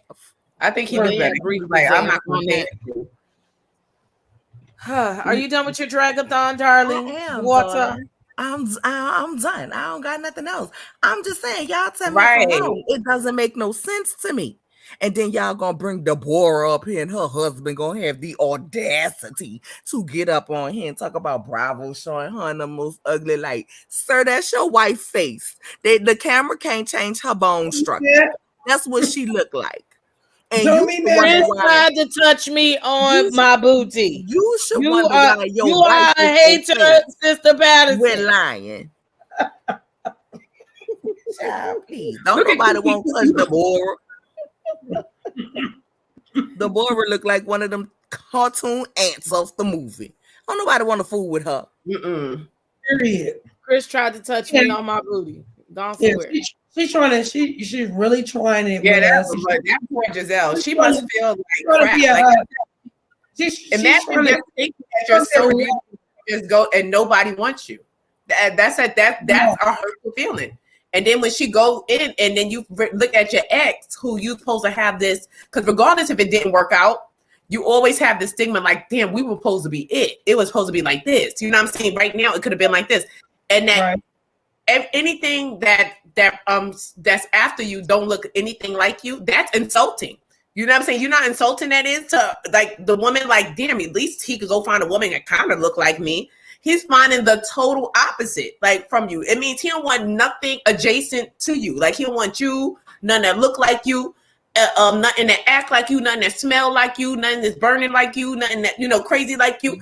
He don't want none of that. Like, and you must be going at night crying. I know she's crying in the bed. I know she is. And the fact of the matter is, listen to her when she talk about Jamal. You still praising him, meanwhile he's still around here making babies. Meanwhile, with women that don't look like you, still sticking his beef stick in you because you can't nobody tell me And she still ain't in the sliding her church panties doing to all the the stuff side he's doing. when And he he's want to still in do the it. church. He collecting tithes, coochie, and selling weed sticks up out the church. Want to turn the church into the damn dispensary. Go to hell. Tithes You and and him. coochie. I am done. Good night. Good night. No. Good I'm night. gonna put you off, Sister Patterson, because we got Not some other tithes folks. and Thank you. I love y'all. I love you, Love boy. you. Tides, coochie, and got weed in the bike. This is for Noah.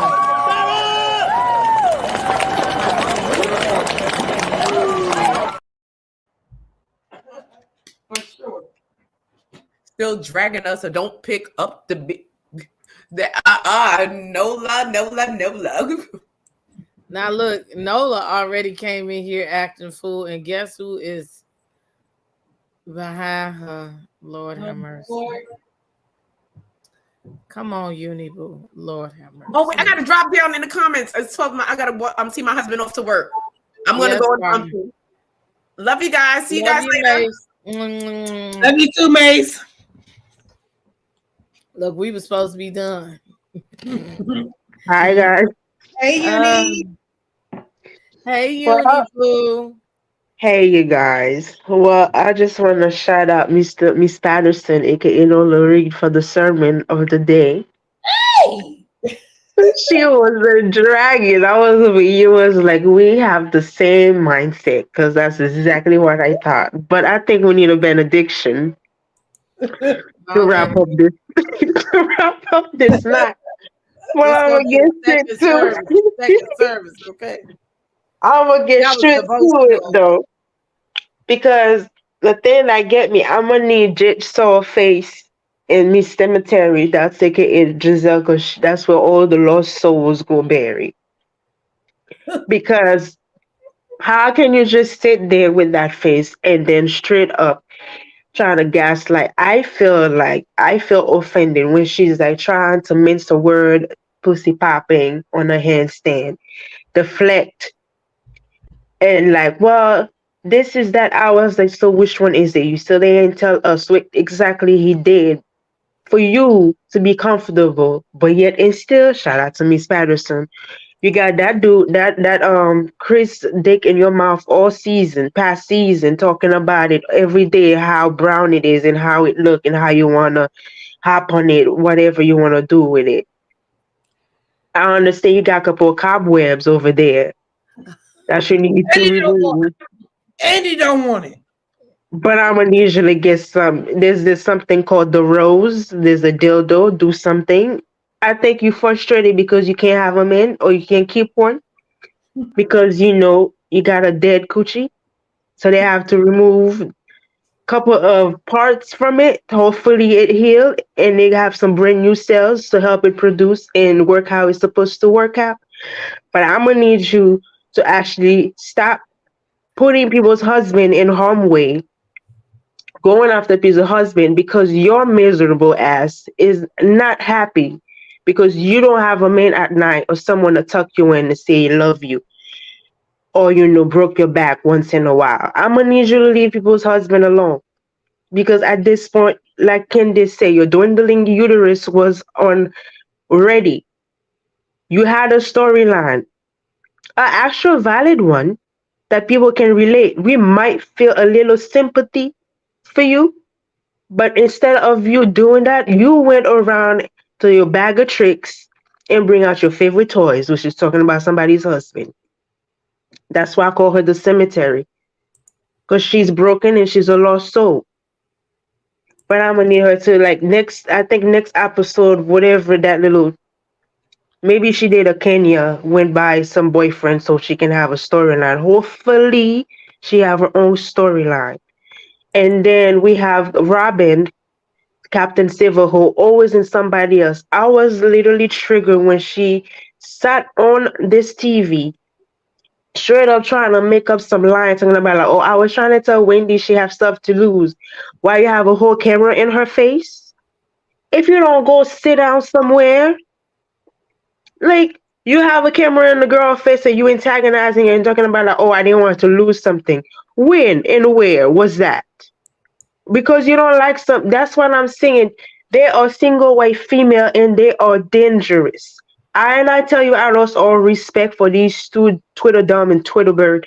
I lost all respect for them because it's like because you don't like someone, it's okay for them to get exalted. And this is why you and one your roommate slash your brother, your sperm donor, are the same boat. Y'all bad people. Y'all sit here and watch someone get hurt and assaulted and you turn a blind eye and you do not reprimand the person that's inflicting harm on the victim. You guys are bad people. And I lost all respect. You over there on season 5 will have a whole security guard and everything, and then this year was like, oh well, I don't like her. So because you don't like her, it doesn't matter if she's hard. I hope she's not in any I hope she's not in any, higher position where she is responsible for other people's well being. Because if this is how you act, if you don't like somebody, then there's no justice gonna be happening for that person. And I am very appalled the fact that you will sit here all these seasons, skid on by with little no storyline. And then when they're finally talking about your broken uterus, and all of a sudden you want to talk about it. Oh, we can talk about that later. No, we can talk about it now. Because that's the little thing you have to. You can talk about it now. It's like get away from me, you succubus, you demon. You guys are devil's spawn. The fact that you would sit here and be like, I don't care about that lady, which is your sorority sister. I wonder how your sorority feel about that statement that you did on that stage. You gonna sit there and gonna like her because I don't like her. She can be harmed. Mia can do whatever she wanna do with it. And another one. Shout out to Nola Reed. American Dad, E.T. Zigzag Face. You know, she lies for no reason. Mia is the attention whore. She want all the attention on her. If it's not, if she just want to put her little big face size 2,000 feet on everybody's business, why would you lie and talking about like, oh, you show Peter, not Patricia? You gonna tell her that could have actually messed up people's family. Yeah, we don't believe her. She's a liar because she is a liar. She's Pinocchio in rare form. But the fact that you will sit there and lie about that lady talking about, oh, you slept with Peter, like, how could you just sit there and lie? And I was with Candice. Stop making shit up just because you're behind can't read. You don't have a respect. You're not smart enough. You're not witty enough to come up with a smart response. Stop making shit up. Both of them can go to hell with flyer drawers on. All of them. Because that is so disgusting to me. You sit here and lie, blatantly lie. Like, if we didn't know her ass was a liar, we probably would believe it too. But I don't believe it for a second. Like, why would you do that? Now, see, if Wendy would have been like, cool, I'm going to sue you for defamation and you will pay my lawyer's fee and hire Eddie as a lawyer, I don't want to hear nothing. You barely have any money to survive where you were living on your saving while you're out here doing, like, throwing defamation and accusation like that. Throwing it in a circle. Right, like you trying to. I guess she's trying to go back to that whole she called a strip club, being on all fours trying to find another sugar daddy fucking for 2 lobsters. That's what she's trying to go back to. Because obviously you're not smart. Both of them are dumb. Quite frankly, all three of them are dumb. Dumb as a rock, dense as a rock. No substance at all. Y'all got no storyline. You guys are boring. You got nothing going on for you. You guys are miserable. And you just want to take your miserable out of everybody else. You're unhappy and you just want everybody else around you to be unhappy. And for Ashley, I'm gonna need Ashley to act. I like Ashley sometimes when she makes sense and she pissed me off, and I was like, "That's why I don't like your Pennywise clown looking ass. You and Jigsaw, your face, a clown and a Muppet. Two of them need to go sit down somewhere. I ain't gonna sit there talking about like, well, I spoke to my friend. She said this, that, and the third. No, your friend lie, okay? She needs to go back to Sesame Street. You know what she looked like? She looked like the Scream mask from the Scary Movie. You know Scream, the Scary Movie, the mask. That's what she's giving me. She's giving me Scream tease with them soggy eyes and soggy mouth and them atrocious eyebrows. It says soggy mouth, soggy eyes, soggy. Ooh. That's what she remind me of. Like if you don't go find yourself, and they're talking about like, oh well, the camera. No, the camera did her a favor, okay? With them face, you cannot. There's no good side. There's no bad side. It's a horrible side. A horrible face, a horrible story. You really think Chris going to leave Candace for your melted face last? You really think you're gonna leave Candace for your stash grass looking ass? You think you're gonna leave Candace along and then gonna go with you? A Muppet? Are you serious? Over there giving me Chuck E. Cheese, got ran over by 5 cars, Steez. You look mentally challenged in the face. It looks like you got stuck between the birth canal when your mom was pushing you out. Wait, Uniboo. Wait. I gotta put you out, Uniboo. Wait, Uniboo. She got stuck in the birth canal. You see the face? The high cheekbones, they probably pushed down and it never get back. It never got back to the regular size face. Okay, you walking around, you just straight up lie. But no, they just pissed me off though. And that was a bullshit conversation. I do apologize. I do acknowledge when Andy didn't say anything because that's not his place. But I was like, that deserved at least half an hour to a whole episode to discuss.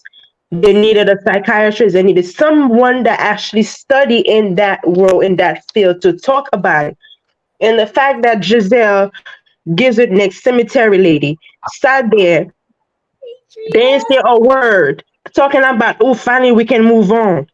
And your father fought alongside with Martin Luther King Jr. for activists and everything like that. The first season, you already stood on your father's legacy about, I want to create every youth for this and the third. You argue with Katie talking about like, oh, you act like you're not black, but all of a sudden now you don't want to talk about colorism because your bitch ass is a colorist. That's why. That's why she was on silent, Uniboo. You see, she was on silent. She was on silent because you're the colorist. Uni, the only time she says something is when, if y'all didn't notice, I noticed, is when Mia and dumbass Mia said, "I'm raising a brown skin daughter, and here comes Giselle." Me too. I said, "Bitch, where you been? Where you been all this time? Quiet as a church mouse." I feel sorry for your $3, but because karma ain't gonna come to you because you're already old, wrinkly, and almost an PR at the nursing home already. That monstrosity house you call a house. You're already there already. But what your daughters, I feel sorry for them because karma don't really go on them parents because you're already you unseasoned piece of white boiled chicken looking you. This karma of all the shit that you done and caused will fall on your daughter, and I pray that your daughter don't go and face someone like you. I don't want to hear nothing from you when they have to deal with another person. Like that's why they check your little behind every time. You spam looking ass bitch. I'm done. Thank you, Beauty has, beautiful. Beauty has spoken. I love you. Thank you, Thanks for having beautiful. me on the show. Bye, y'all.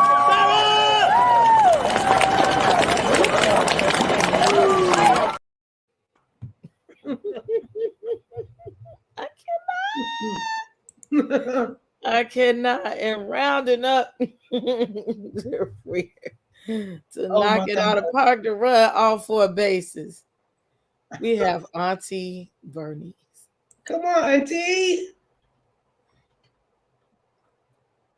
My cheeks hurt. Did we put Auntie Bernice to sleep? She been waiting so long. Lord, don't say that. Mute, Auntie. She Unmute. no, she ain't even muted. She done went to the bathroom or something. I don't know.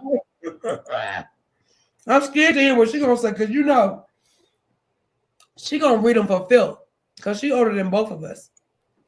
Right. I'm So trying to wait for her. I'm waiting for a minute the or two to 40s, see if she come back.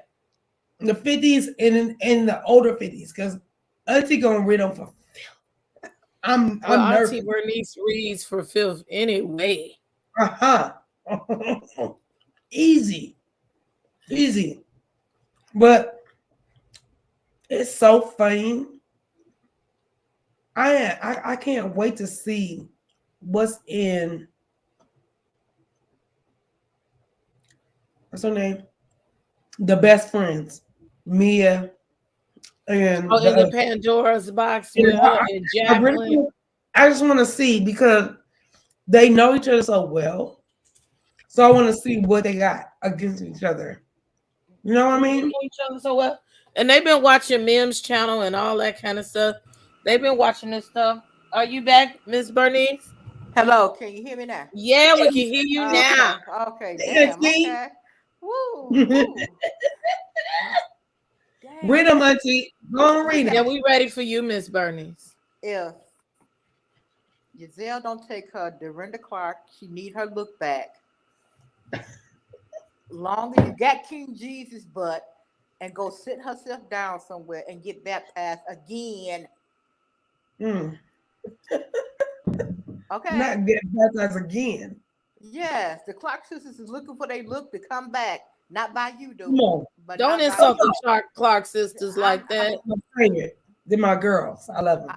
I'm in Detroit. I could not insult them, but they want their look back. Dorinda want her look back because you're not doing the Come service on, there. Dorinda. You're not Get doing it, the get it. service. And if Robin don't get her minion looking self with that lame excuse, well, I don't like her, so why would I see you doing the same thing as the boss man is over there? You don't have a good reason to dislike Wendy. Just for the simple fact she stood up to you two bullies because you talked about her husband and you talked about so you're jeopardizing her marriage. And she stood up to y'all. Oh, y'all couldn't take that. Oh no. Oh, how dare she? How dare she? Who is you? You in a loveless marriage. And I pray that your sons are not affected by the loveless marriage that you in because the oldest, soon as he get 18, he gonna run and he ain't gonna come back. But that youngest, he may be the one that's gonna cling to his mama, and he gonna be the one at 30 years old still living in the basement. If you don't go somewhere with all of that, and I got Candace, I give her props, but she still was throwing jabs at Monique because when they said they was talking about that, they said, well, Monique wasn't acting like a black woman, and she said she's still not. I'm a better black woman than she is. Hold up. Wait a minute. We're not going to go there. We're not going there. We're not going to put down another sister. You're doing the same thing as Giselle. The same ones that you still looking for approval from. Come on now. And let's not talk about, Lord, I got to save the Muppets. And that, I don't know what to call her. Actually, you saved the Muppets? I saved the Muppets. I love the Muppets. So when I see Deborah, I have to like, oh, damn. Because Auntie Bernice loves me. Yes. Yes. Yes. You know, I can't do that. Like if she don't go with her Cruella de Vil rejected face, looking like the Bride of Frankenstein, Oh my God. I can't do that. I can't do that. And you know, we all God's children. But when Yes, we are. your personality comes out, and I see it, and it Mhm, distorts your looks, you're no mhm. longer my God's children. So I'm gonna talk about you. I can't And be mad. I know. And the coldness and the blackness in Giselle when she was sitting up there frowning up, looking like she needed to go take a dump. Ooh, When they was talking, I'm looking like that's evil incarnate right there. You get nothing from me.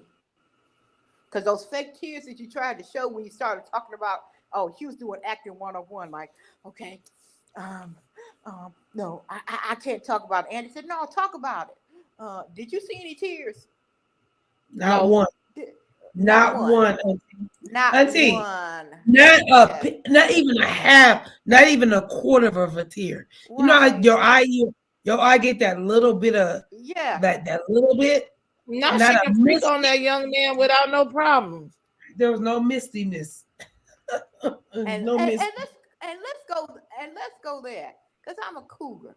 And if I get somebody that young, if I'm not bragging every damn day, and I got a smile on my face and I'm skipping and joyfully, I ain't got to worry about no other female in my circle because I'm getting it every time I want it. So you sit up there like you need to take a dump and go take some Pepto Bismol further lets me know you ain't getting it on a regular basis. Oh, I'm a Because if it's laying right, everything's good in the world. If it ain't laying right, you are miserable like Giselle. You miserable for Oh, no apparent seriously, reason. Auntie, no disrespect. You are speaking the word, like for real. For real. Mm, You either you happy about the fact that it's being laid down, put down, thrown down, licked down, mm-hmm. pushed down, all of it. It's being Right. put down that nobody can steal your joy. There is no still joy. Exactly. There is No, no there is still joy. not. There is You not. can't. You can't steal my joy because I Right. have it. It's in my heart, in my soul. It's in my VJJ. Right.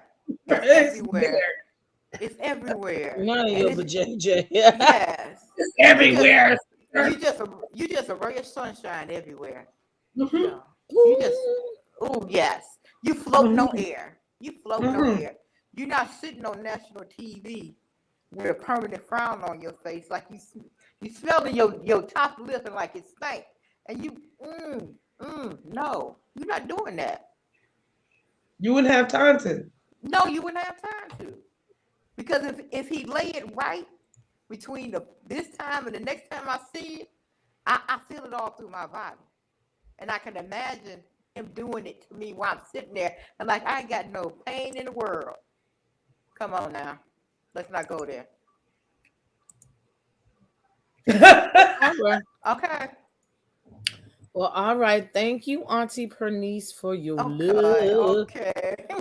Love you, Auntie. We talk to Love you us later. some Muppets. Yes, yes, love the Muppets. Hashtag love me some Muppets. Yes. Thank you for calling in, Auntie Bernice. Okay. Bye bye, love With that being said, now it's time to say goodbye to all my Negro friends, whether they be light or dark, brown or caramel. Thank you for staying Mocha. until the end. And the white people too, because we have white allies up in here. We sure the heck do. Don't forget about our Wonder Breads.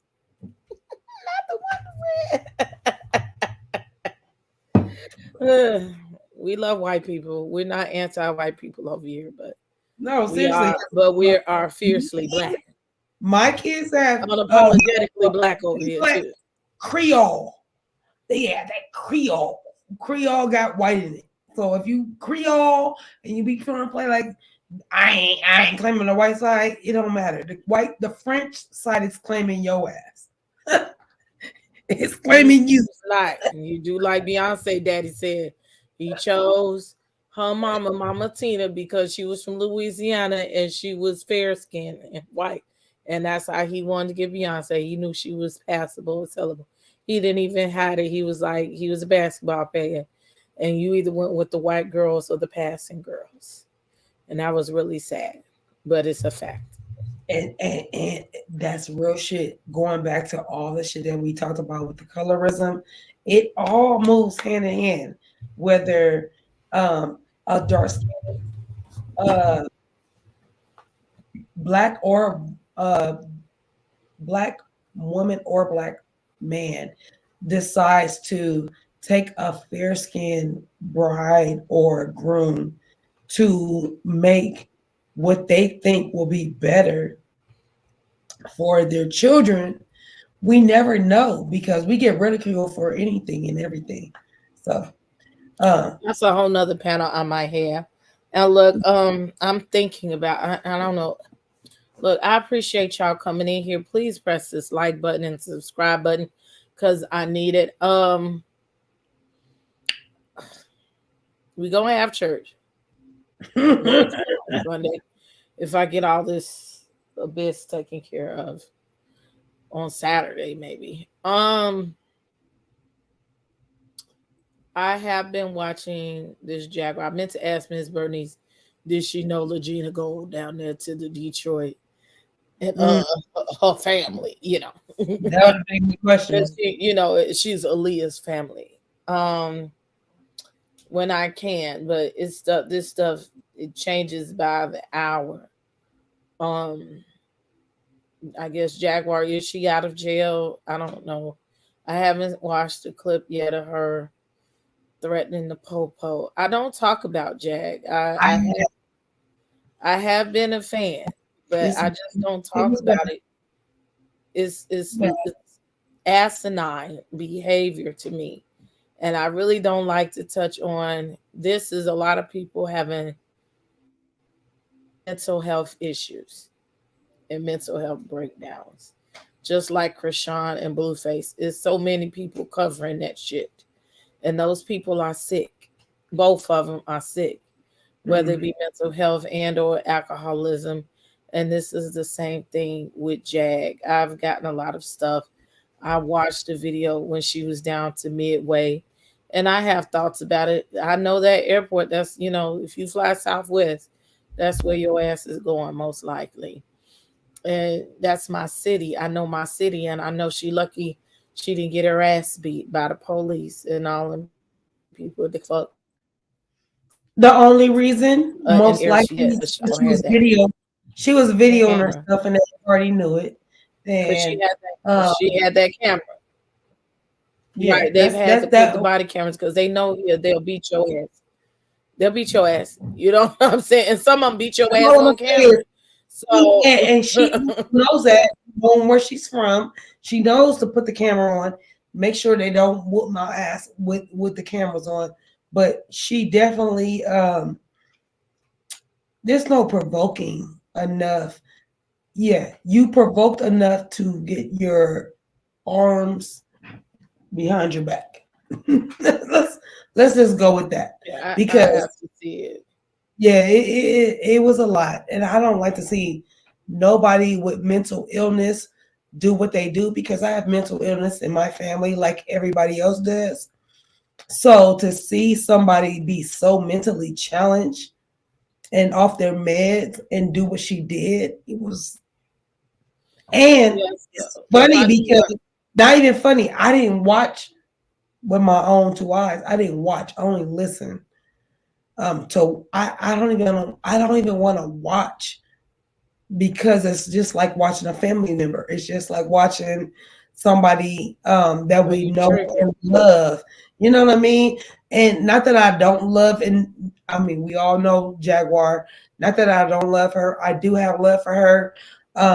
I just feel like I'm just upset at the fact that she is being made a mockery of some real Yeah, mental that's the issues thing. that are, I'm trying not to touch. I think I might do one video on the yeah, whole their Legina Gold, that the and Jag and all of them in mental one shit is thing. It's the real. mental It's health factor real. for me. It's I real, real. don't want to be a part of this whole thing. Is attention seeking behavior, and it's nothing to laugh at. This is not a funny situation. A lot of things I don't talk about just simply because subscribers and clicks and views. Look, I ain't getting that many, again, views and streams any motherfucking way, so Mm. I'm not making that kind of money. And some things my integrity goes farther than, oh, I know this is a trending topic and I'll hit and I'll make a whole bunch of money. Like, I just don't want to. I don't want to be a part of the problem. I want to be a part of the solution. I do want to talk just because I have opinions on some things, but I'm kind of nervous. I don't necessarily want to do it because of, then it's something new every damn day, with the camera. Ooh, we doing this. um, I disagree with them having that girl come out to Texas, but then I got to do research or whatever. Is it a setup? Is it not? There's just so many things, that go into that. There's a So lot of avenues. There are definitely a lot of avenues that you can take, and with the integrity that you have and that you are trying to protect, you have to be careful. Even with an opinion, we all want to have opinions, but sometimes your opinions come back in and bite you in your ass. oh, don't I know that? But bigger than you, sis. Like even with the Kevin Harts of the world, um, there's just things when you think you just being, I'm just trying to be my authentic self. I'm trying to be um truthful to what I believe in. They can take that and flip that stuff in 100 million ways. So yeah, we do have to be careful, be mindful, and choose our words correctly. Like we have to be very mindful of what we say. Us being content creators, there's a very hard balance between the two to get clicks, to get viewership, and to get people to just say, look, I agree with what you're saying, um, and I just want to be in solidarity with you. Sometimes the unpopular opinion to the popular opinion, sometimes they run like neck and neck. So we have to we have to be careful what we choose to um, subscribe to, uh, give our opinions to, and subscribe. Not subscribe, but give our what's the word I'm looking for? I don't know why. Just say that this is how I feel. Your stance. Thank you. The stance that we are trying to put in. Whew. It's a lot. It's a lot, y'all. It's a lot. Yeah. Now I don't want to end it. I'm sorry to end it heavy, but that's just, I got some other stuff. Should I tell them real quick about what we got cooking, what we're looking at, Yes. that I didn't talked about since August? So, the whole gang we're talking about, we're gonna do another show. I don't know how often it's gonna be, but next week, first of all, we're going to Shady and Mace's channel to conclude the Real House of Potomac. So if you're not already subscribed, go ahead and subscribe to their channel. Excuse me, look for the notification coming up real soon. The conclusion will be on Mason Shady's channel. Hey, in his service, I saw you earlier. Mm. When did whose son pass?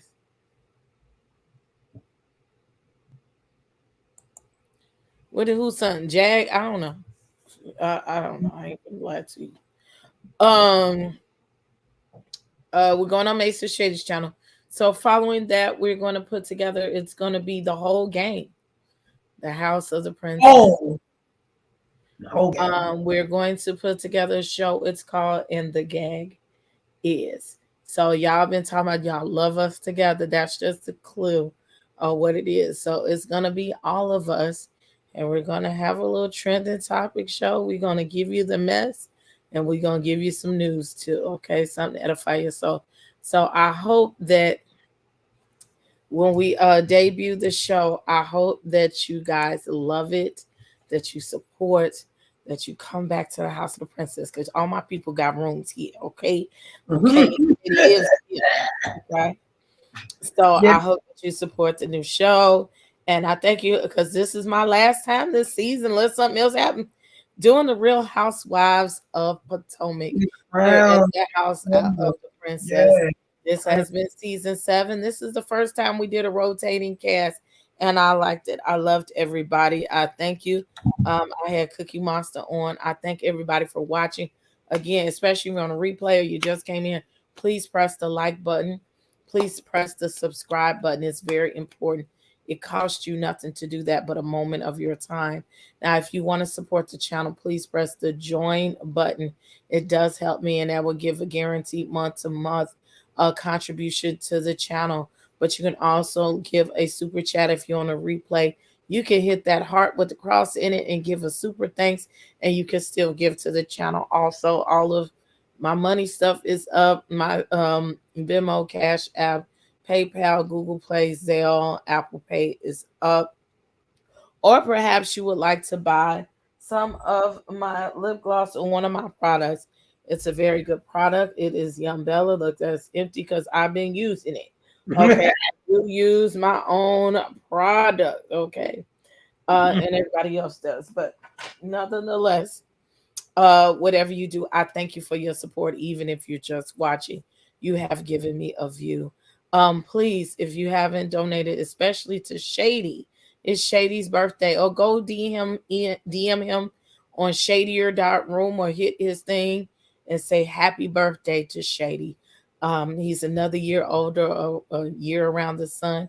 Please give to the other panel members, hit their Cash App, go and follow their channels. Show them some love. Follow their Instagram, California Cutie is California Cutie _310.